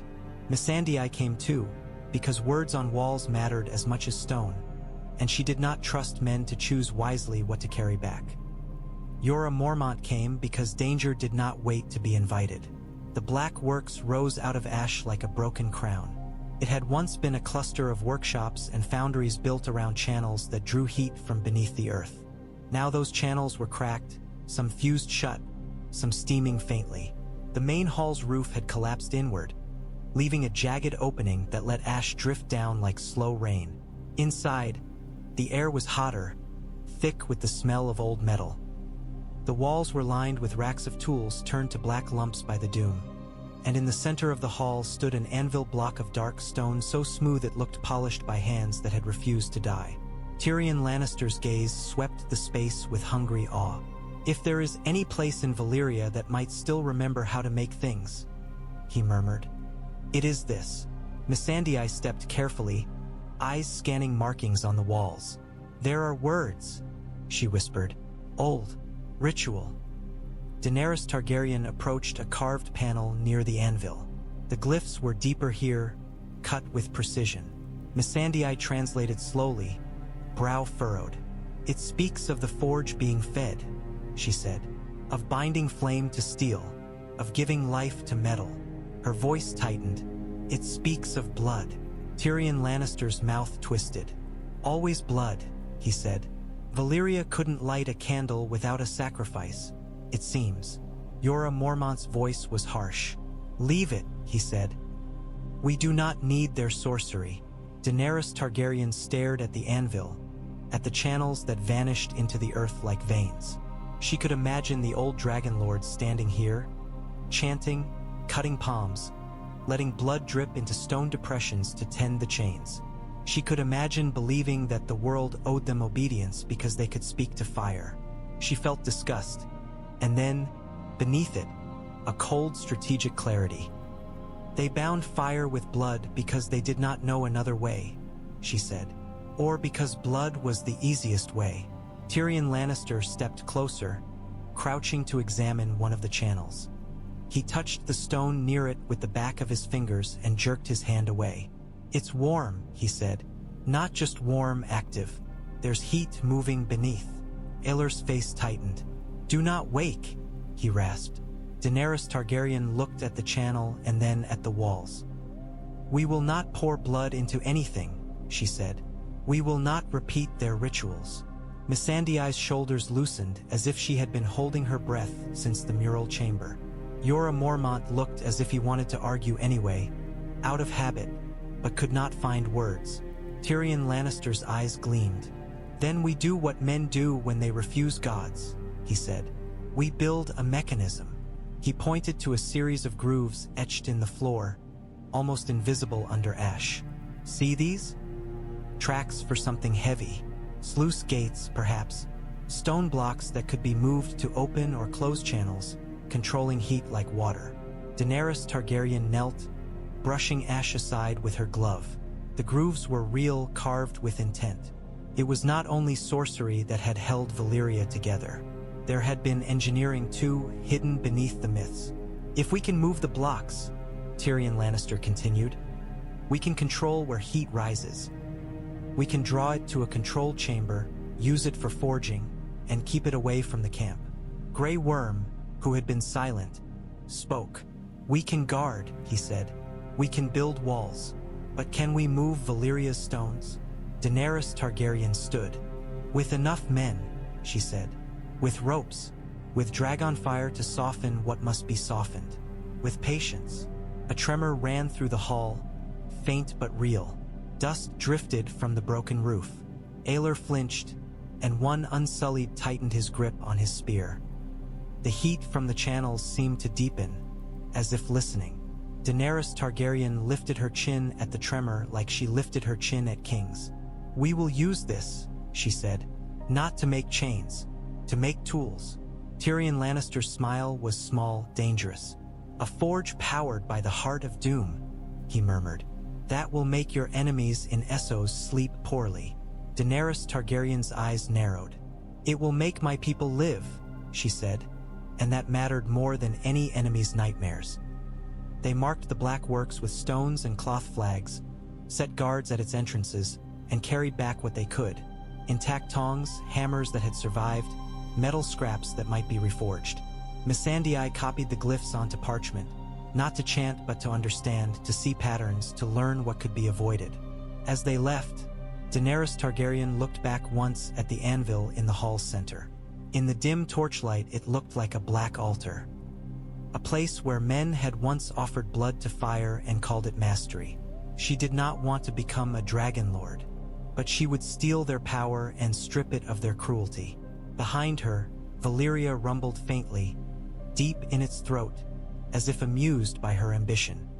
The sea brought the world back to them. They saw the ship at first as a white fleck on the horizon, far beyond the steam-veiled harbor. It approached slowly, cautious, as if the captain feared the water itself would bite. Its sails were bright and clean, too clean for a vessel that had dared the smoking sea. When it drew closer, the banner it flew became clear. Volantis, the red-striped cloth of the Tiger faction, proud as a slap. A horn sounded from the harbor platform, long and low. Men dropped ropes and turned, faces tightening. Freedmen murmured. The Ruinfolk recoiled instinctively, eyes wide with old terror. Volantis was not just a city. It was a myth of chains and power, a slaver empire that still pretended to be civilization. Daenerys Targaryen walked to the dock with Grey Worm and a line of Unsullied behind her. Tyrion Lannister came too, cloak pulled tight, expression sharp. Missandei followed, because words were weapons and she wielded them better than most men wielded blades.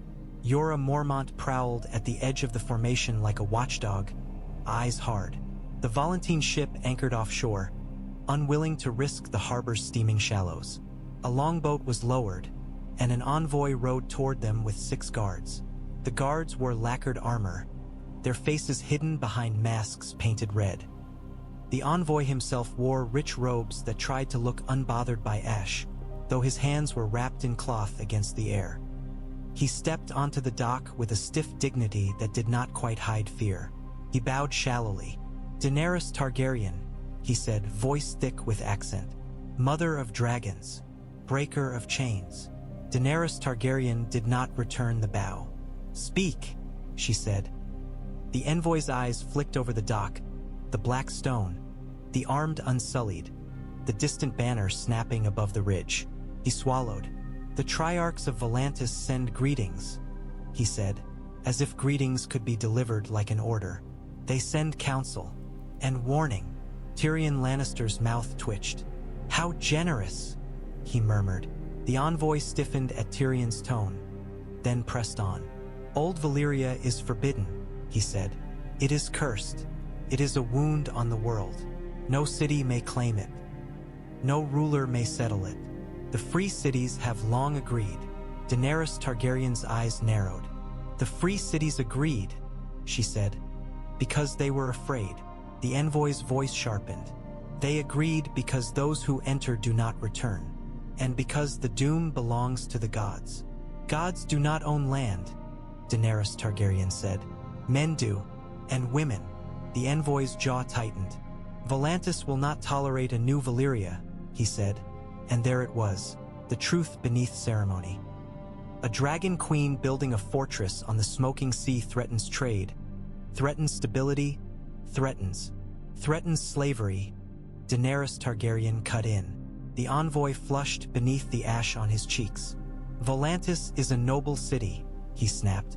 We are heirs to Valyria's greatness, and we will not allow a pretender to corrupt it. Tyrion Lannister chuckled softly. Heirs, he said, with chains and elephants. Truly, the Freehold would be proud. The envoy's gaze flicked upward as a shadow passed over the dock. Drogon circled above, silent now, his wings cutting through the haze. Regal and Viserion followed, higher as if curious. The guards in red masks stiffened.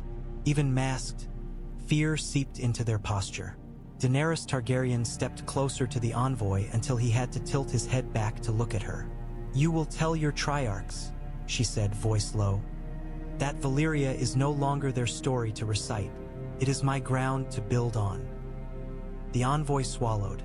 Volantis offers you terms, he said quickly, as if seeking any path that did not end in fire. Leave, take what you have found. We will pay you gold.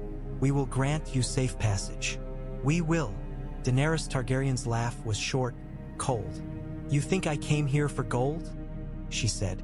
You think I would trade a city for coin? Tyrion Lannister leaned in, voice soft as poison. Volantis is used to buying what it fears, he said. It forgets some things cannot be purchased. The envoy's eyes darted again to the sky. Drogon's roar rolled over the harbor, sudden and deep, and the sound made the Valyrian guards flinch despite themselves. The envoy's pride cracked, revealing panic beneath. Daenerys Targaryen lifted her hand, not to order flame, but to still it. Drogon's roar faded into a low rumble. The gesture was deliberate. She would not show Volantis a queen who burned at insult. She would show them a ruler who could decide when to destroy and when to wait. You will return to Volantis, she said. You will tell them this is a city of free people. No slave ship will dock here. No master will buy flesh here. If Volantis comes with chains, it will leave with ash. The envoy's voice trembled despite his attempt at disdain. You cannot hold Valyria, he said. The land will kill you. The doom will. The doom already tried, Daenerys Targaryen said, and I am still standing. She turned slightly, gesturing toward the ring wall visible on the ridge, the watchtowers rising, the banner snapping. This is New Valyria, she said. Tell your triarchs that if they want to speak, they may send envoys without slaves and without threats. If they want war, they will find it. Tyrion Lannister stepped forward and offered the envoy a parchment sealed with wax. A letter, he said pleasantly, so your masters don't accuse you of mishearing.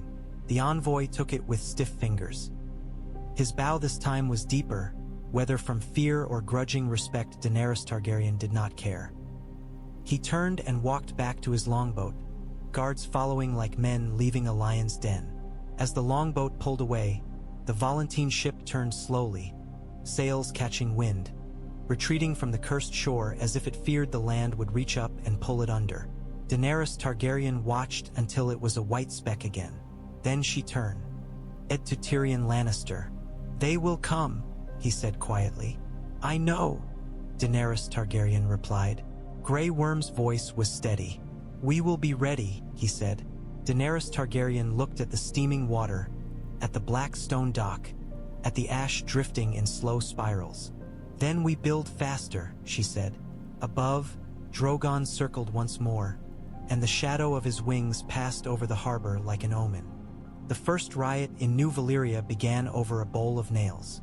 They were small things, hammered from salvaged metal, imperfect and rough, but precious as coin. The wall needed them. The tents needed them. The docks needed them. Every act of building here demanded more iron than Daenerys Targaryen had realized, and the scarcity made men's minds shrink to hunger. A freedman accused a sailor of stealing nails meant for a watchtower. The sailor accused the freedman of hoarding water. Voices rose.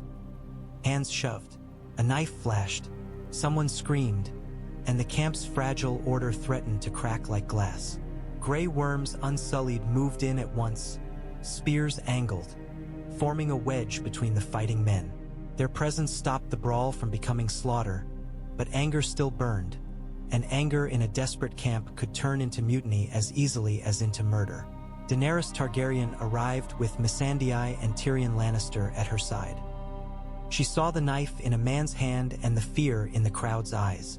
She saw Aelor standing back with Ruinfolk, expression tight, as if expecting violence because violence was all the world ever offered the weak. Daenerys Targaryen lifted her voice. "Drop it," she commanded. The man with the knife hesitated, eyes wild.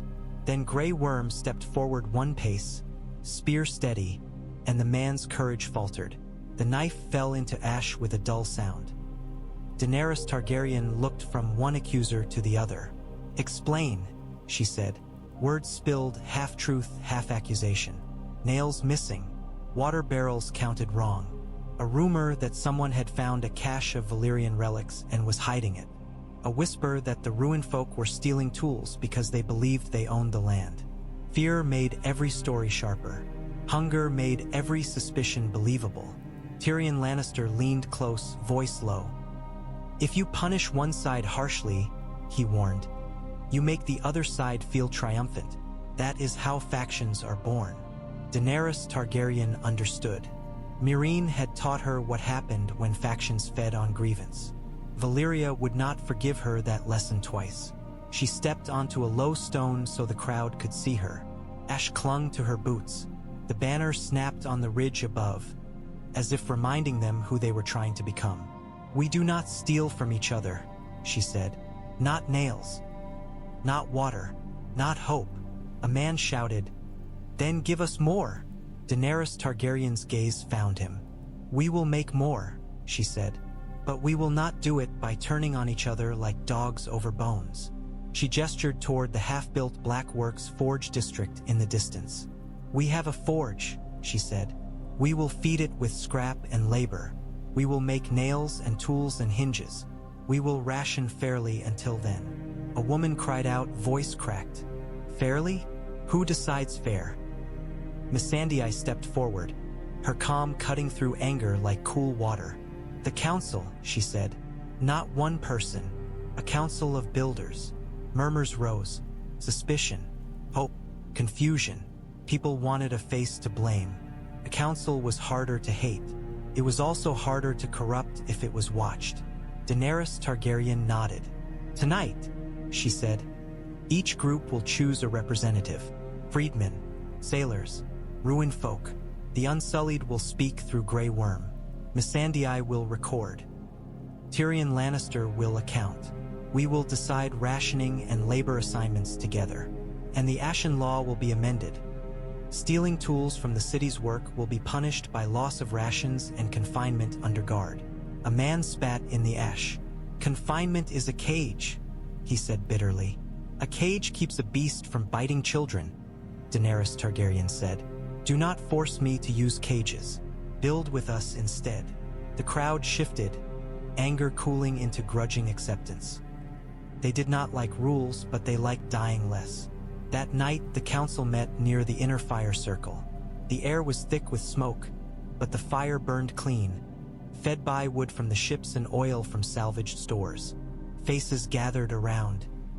A freedman mason with hands like stone, a sailor captain with a scar down his cheek, Aelor for the Ruinfolk, Grey Worm for the Unsullied, Missandei with parchment, Tyrion Lannister with his ledger, Jorah Mormont standing behind Daenerys Targaryen like a silent threat to anyone who thought to test her.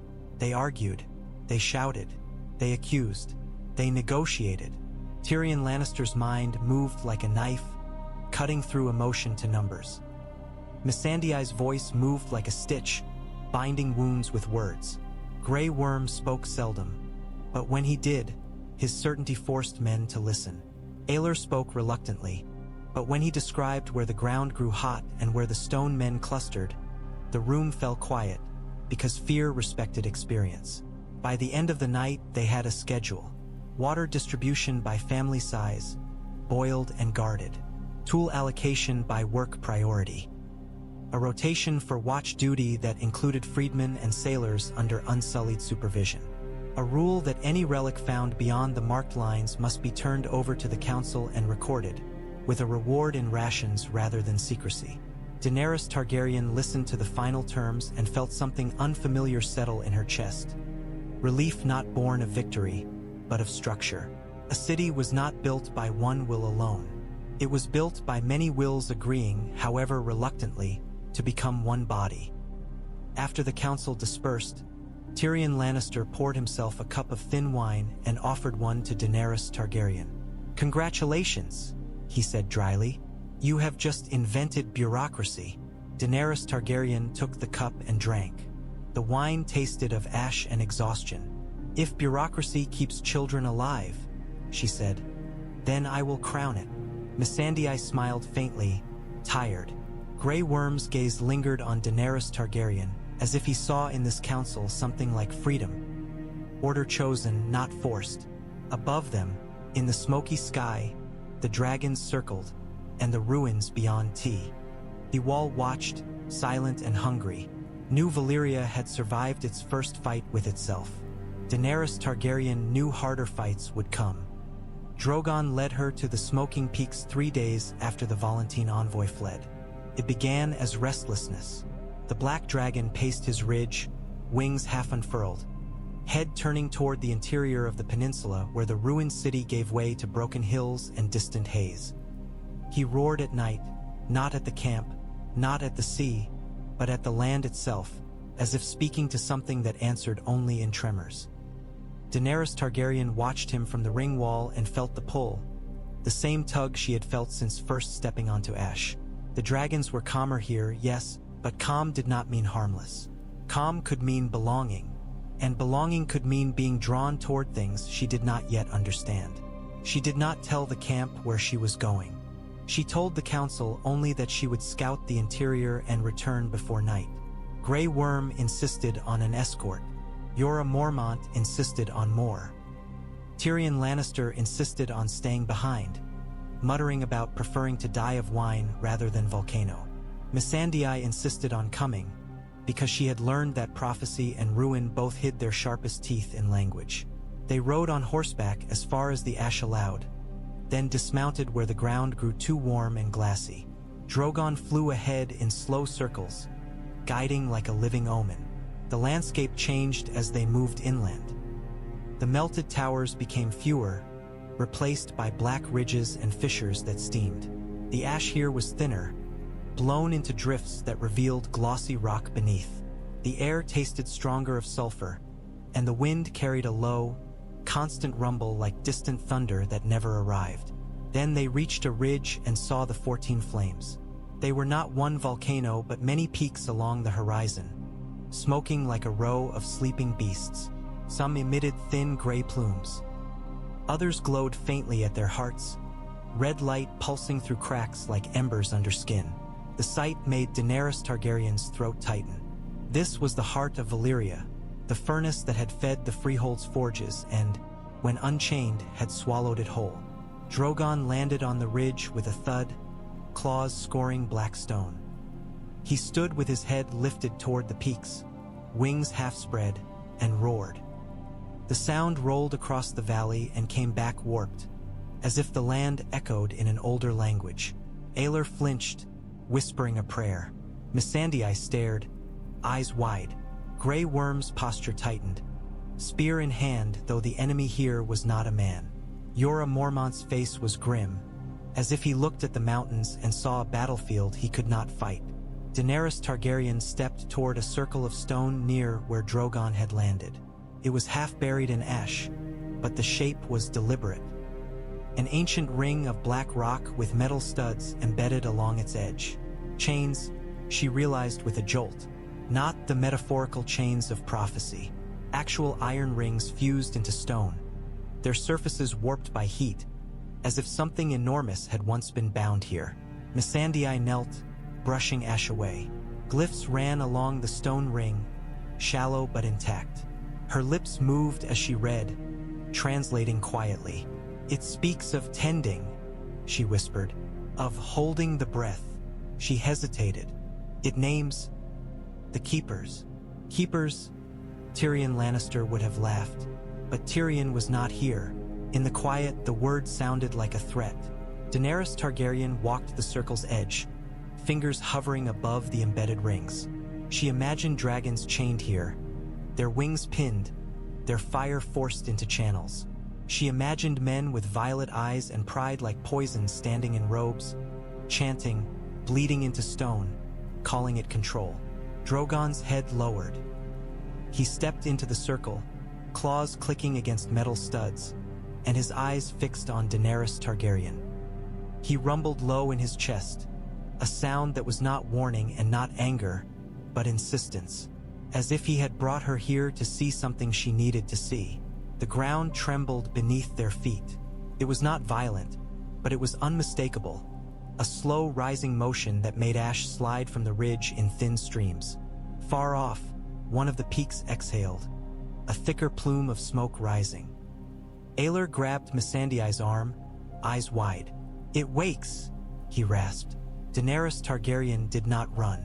She looked at the stone circle and felt the truth settle. Valyria's heart was not a single crack near their camp. It was a system, a network of breath holes and heat veins and ancient bindings. The mural had not been poetry. It had been instruction. She turned to Grey Worm. "We will map this," she said. "Every vent, every ring, every crack that breathes." Grey Worm's gaze was steady. "Yes," he said, though the task was immense. Daenerys Targaryen looked at the embedded rings again. "We will not use blood," she said, voice low. "But we will learn what they did and why it failed. We will build our own chains, stone and glass and gates. Not slavery, mechanisms." Missandei rose, ash on her knees. "If the keepers tended the flames," she whispered. "Then someone stopped tending them." Daenerys Targaryen's eyes narrowed. "Or someone broke them," she said. Drogon lifted his head and roared again, and the sound was answered by a deeper rumble from the earth below, a vibration that ran up Daenerys Targaryen's spine like cold fingers. She placed her hand on the black stone ring, feeling its warmth, its ancient patience. "I am not a keeper," she whispered to the land, to Drogon, to herself. "I am a builder." The wind shifted, carrying ash in a faint swirl around her boots. The peaks smoked. The earth rumbled. Valyria did not care what she called herself, but she could feel, in the trembling stone and Drogon's insistence, that the land had acknowledged her now, not as a trespasser, but as a challenge. She turned away from the smoking horizon, committing its shape to memory. "We go back," she said. "We have work." Behind her, Drogon spread his wings, and for a moment the shadow of his body fell over the stone circle like a dark crown. The second firewyrm came on a night with no storm, as if the land meant to prove it did not need weather to kill. The camp was quieter now than it had been in the first days. The ring wall held a wider arc, taller, reinforced with glassified seams where Drogon had fused stone into stubborn continuity. Watchtowers rose at intervals, crude wooden platforms anchored to black rock, with horns and signal lanterns ready. The Ashen Law was carved into a slab of stone at the camp gate, letters deep enough that ash could not erase them. People slept in shifts. Guards rotated. Mothers tucked children into tents farther from the marked vents. Fear had been trained into routine. When the warning horn sounded, one long, then one short, the camp moved like a body that had learned pain. Men did not scream. They did not scatter. They rose, grabbed assigned bundles, and went where the law had told them to go. Daenerys Targaryen was already awake, listening to the night, when the ground trembled near the eastern vent. She rose from her tent and stepped into the ash with her cloak clasped tight. Grey Worm was there before she reached the watch line, sword drawn, face grim. Missandei stood behind a line of guards with a lantern, her eyes wide but steady. Jorah Mormont prowled at the edge, scanning shadows as if stone men might join the night's chaos for sport. Steam rose from the eastern vent, thicker than before. The ground around it cracked with a sound like tearing cloth. Heat rolled outward, making the air shimmer. Positions, Grey Worm ordered, and the Unsullied formed the wedge formation they had practiced. Freedmen with stones and timbers moved to the prepared piles. Others held wet cloth to their mouths. The trench line, shallow but wide, curved around the vent, channeling any creature that emerged toward the designated killing zone, away from tents. Daenerys Targaryen watched the crack widen. The memory of the first firewyrm's bulk rose in her mind like nausea. She forced her breathing steady. Fear could not be allowed to run ahead of her. The crack split open. Smoke blasted upward, hot and thick. The stench hit them, sulfur and old blood. Then the firewyrm surged up, larger than the first, its body a black rope of muscle and scale with glowing cracks like molten veins. Thrashed, head snapping, pale fangs bared. This bellow shook the watchtower boards. But this time there was space. The trench guided it. The Unsullied held their line, spears thrusting not to pierce but to steer, to keep the creature's attention fixed where Daenerys Targaryen wanted it. The firewyrm lunged toward a cluster of men, and the men fell back in practiced steps, drawing it along the trench's curve, away from the camp's heart. Daenerys Targaryen lifted her hand. "Drogon," she commanded, and the black dragon answered with a roar that made the firewyrm's head snap upward. Drogon dove, wings beating heat into the air, and unleashed a narrow stream of flame that struck the ground just behind the creature, cutting off retreat toward the camp. The ash turned to glass in an instant. The firewyrm bellowed, trapped between trench and flame, forced toward the killing zone. "Now!" Grey Worm shouted. Men threw timbers into the trench ahead of the creature, creating obstacles. The firewyrm surged over the first, its body cracking, heat flaring, but slowed for a heartbeat. That heartbeat was enough. Two Unsullied, faces hidden behind wet cloth, thrust long iron hooks into the creature's side where cracks glowed. The hooks caught. The men heaved, dragging the firewyrm's body sideways, exposing its underbelly to the air. The creature thrashed, tail whipping, and one man was knocked off his feet, armor scraping. Another Unsullied grabbed him and hauled him back before the maw could snap down. Daenerys Targaryen's heart pounded. She could feel the heat on her face like a slap. She held her hand out, not to burn, but to control the burning. "Lower," she called to Drogon. "Aim under." Drogon's flame poured down, tighter now, striking the exposed underside. The firewyrm's bellow twisted into something like pain. Its glowing cracks flared bright, then dimmed. The smell of scorched flesh filled the air, making men gag behind cloth. Still the creature fought, driven by a hunger older than fear. It lunged toward the trench edge, trying to climb out, trying to reach living bodies. Grey Worm stepped forward, fearless, and drove his spear into a glowing crack with all his strength. The spear sank in, finally finding purchase, and the firewyrm convulsed. Daenerys Targaryen saw the opening. "Seal," she ordered. Freedmen rushed forward with stones and poured them into the breach behind the creature, filling the vent hole as best they could.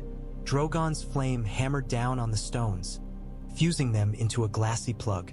Smoke screamed upward, then thinned as the hole closed, the earth forced to shut its mouth. The firewyrm shuddered, its body twitching. Its glow dimmed. It sagged into the trench, heavy and steaming, and at last it stopped moving. Silence fell, broken only by ragged breathing and the crackle of cooling glass. For a moment no one moved. Then a cheer rose, quiet at first, disbelieving, then swelling as people realized they were still alive. They had fought Valyria and not been swallowed. They had answered the land's hunger with preparedness, not panic. Daenerys Targaryen stood at the trench edge, ash on her cloak, hair blown loose by heat. She looked at the dead firewyrm, its body already cooling into something like stone, and felt a grim satisfaction settle in her bones. Grey Worm approached, face streaked with sweat, eyes hard. 2 wounded, he reported. No dead. Daenerys Targaryen exhaled slowly. Good, she said, and the word tasted like victory and dread together. Mark the breach. Double guards here. We widen the trench tomorrow. Missandei stepped closer, lantern trembling in her grip. You controlled Drogon, she whispered, pride and fear mingling. He listened. Daenerys Targaryen looked up at Drogon perched on the ridge, smoke curling from his nostrils. His eyes were bright, satisfied. He had fought as if against a familiar enemy. She felt again that uneasy sense of recognition between dragon and land. We listen too, Daenerys Targaryen said quietly, and looked at the Ashen Law stone slab near the gate. That is the difference. As men dragged the firewyrm's corpse away to be burned, careful to avoid touching its foul heat, Daenerys Targaryen turned her gaze toward the ruins beyond the wall. Valyria had tested them again. This time they had passed. She knew it would test harder next. Weeks passed, and the ash began to feel like a season rather than a sentence. New Valyria did not yet look like a city from any song. It was still a ring of walls and tents, a harbor platform of salvaged timber, a scattering of crude stone shelters built from rubble. But there were changes that mattered more than beauty. The water barrels were fuller. The watchtowers stood taller. The trench lines were mapped and marked. The infirmary tent was cleaner, separated from the main camp by a cordon of stones and rules. The black works had been cleared enough that the first small forge fire could be lit under careful guard, drawing heat from a controlled channel instead of from random flame. Daenerys Targaryen walked the inner wall at dusk, watching people move with purpose. A mason taught 2 boys how to stack stones so the wall did not lean. A woman boiled water and laughed at something her friend whispered, and the laughter sounded startlingly normal in a land that wanted silence. Grey Worm drilled a mixed group of freedmen and sailors in basic formation under unsullied supervision, their movements clumsy but improving. Missandei knelt by the infirmary's threshold, speaking through the canvas to the sailor in quarantine, her voice gentle, her posture patient. The gray patch on his hand had not spread past his knuckles. Hope, cautious as a candle flame, burned. Tyrion Lannister found Daenerys Targaryen near the banner tower, carrying a ledger under one arm and a piece of black metal under the other. Something like a hinge, newly forged, its edges still warm. It works, he said, holding it up. Not beautifully, not yet, but it holds. Daenerys Targaryen took the hinge and felt its weight. It was rough, imperfect, but it was made here in Valyria, not stolen from the wreckage. It was proof of what she had come for, creation in a place of ruin. Good, she said. Tyrion Lannister's expression tightened. Volantis will not think it good, he said. Their envoy returned 3 days ago. Our scouts saw their ship turn north, fast. Daenerys Targaryen's eyes narrowed. So they gather, she said. Tyrion Lannister nodded. And not just Volantis. When one great city fears something, the smaller ones listen. There will be talk in Lys, in Myr, in Tyrosh. They will ask whether you mean to rebuild Valyria and rule them as the Freehold once did. Daenerys Targaryen felt the old anger flare, the irritation of being judged for sins she had not committed, blamed for ancestors she had never met. She pushed it down. Anger was fuel, but it could also burn the wrong things. Then we send words before we send fire, she said. Tyrion Lannister's brows rose. Words. Words. Daenerys Targaryen repeated. Letters. Envoys. We announce our law.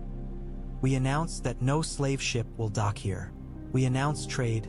Iron for grain, salt for timber, medicine for knowledge. We make it clear. New Valyria is not a freehold reborn. It is a refuge built from their ashes. Tyrion Lannister's mouth twitched, half amused, half impressed. You will terrify them with virtue, he said. Daenerys Targaryen's gaze drifted to the smoking horizon where the 14 flames lay hidden behind haze. Virtue will not stop their fleets, she said. but it will make some hesitate, and hesitation buys time. They walked along the wall together, steps crunching ash. Below, the camp's lights flickered. Somewhere, a hammer rang from the black works. The sound was small, but in Valyria it felt like a declaration. Grey Worm approached, face unreadable. "Scouts found something," he said. Daenerys Targaryen turned. "Where?" "In the ruins near the old avenue," Grey Worm said. "Beyond the line, but within the patrol route." Daenerys Targaryen followed him with Tyrion Lannister and Missandei and a small escort. They moved quickly, lanterns bobbing. The night air was hot, heavy, but calmer than it had been in the early days. The ring wall's presence changed everything. It made the world feel less infinite, less able to swallow them without warning. They reached a collapsed courtyard where ash lay thinner, revealing black tiles beneath. In the center of the courtyard, half buried, was something pale, a dragon's skull. It was enormous, larger than any of Daenerys Targaryen's dragons. Its bones fused in places with black stone as if the doom had caught it mid-roar and turned it into part of the earth. Its eye sockets stared upward, empty, accusing. Around it lay fragments of other bones, ribs, vertebrae, glittering faintly with glassy ash. Tyrion Lannister's breath caught. "7 hells," he whispered. "They died here." Missandei stepped closer, lantern light trembling. "It is ancient," she whispered. "Older than the Targaryens' dragons." Daenerys Targaryen stared at the skull, at the way the bone had been fused into the ground. This was not a monument. It was a corpse trapped in stone, a reminder that even dragons could die screaming. She knelt, careful, and brushed ash from a shallow hollow near the skull's jaw. Something sat there, round, half-buried. An egg. At first she thought it was stone. Then she felt the faint heat radiating from it, warmth like the ingots, like Drogon's scales. She held her breath. The egg's surface was dark, almost black, with faint red veins like cracks that did not break through. It looked as if the doom had tried to turn it to rock and failed completely. Tyrion Lannister's voice was tight. "Is that?" Daenerys Targaryen lifted it carefully in both hands. The warmth seeped into her palms. Her heart hammered. Missandei's eyes filled with wonder and fear. "It is alive," she whispered. A low rumble rolled through the ground, faint but real. The egg's warmth deepened, as if answering the land's breath. Far off, one of the unseen peaks exhaled smoke into the night. Daenerys Targaryen looked up at the ruined skyline and felt a chill despite the heat. An egg here meant more than another dragon. It meant Valyria had not finished making monsters.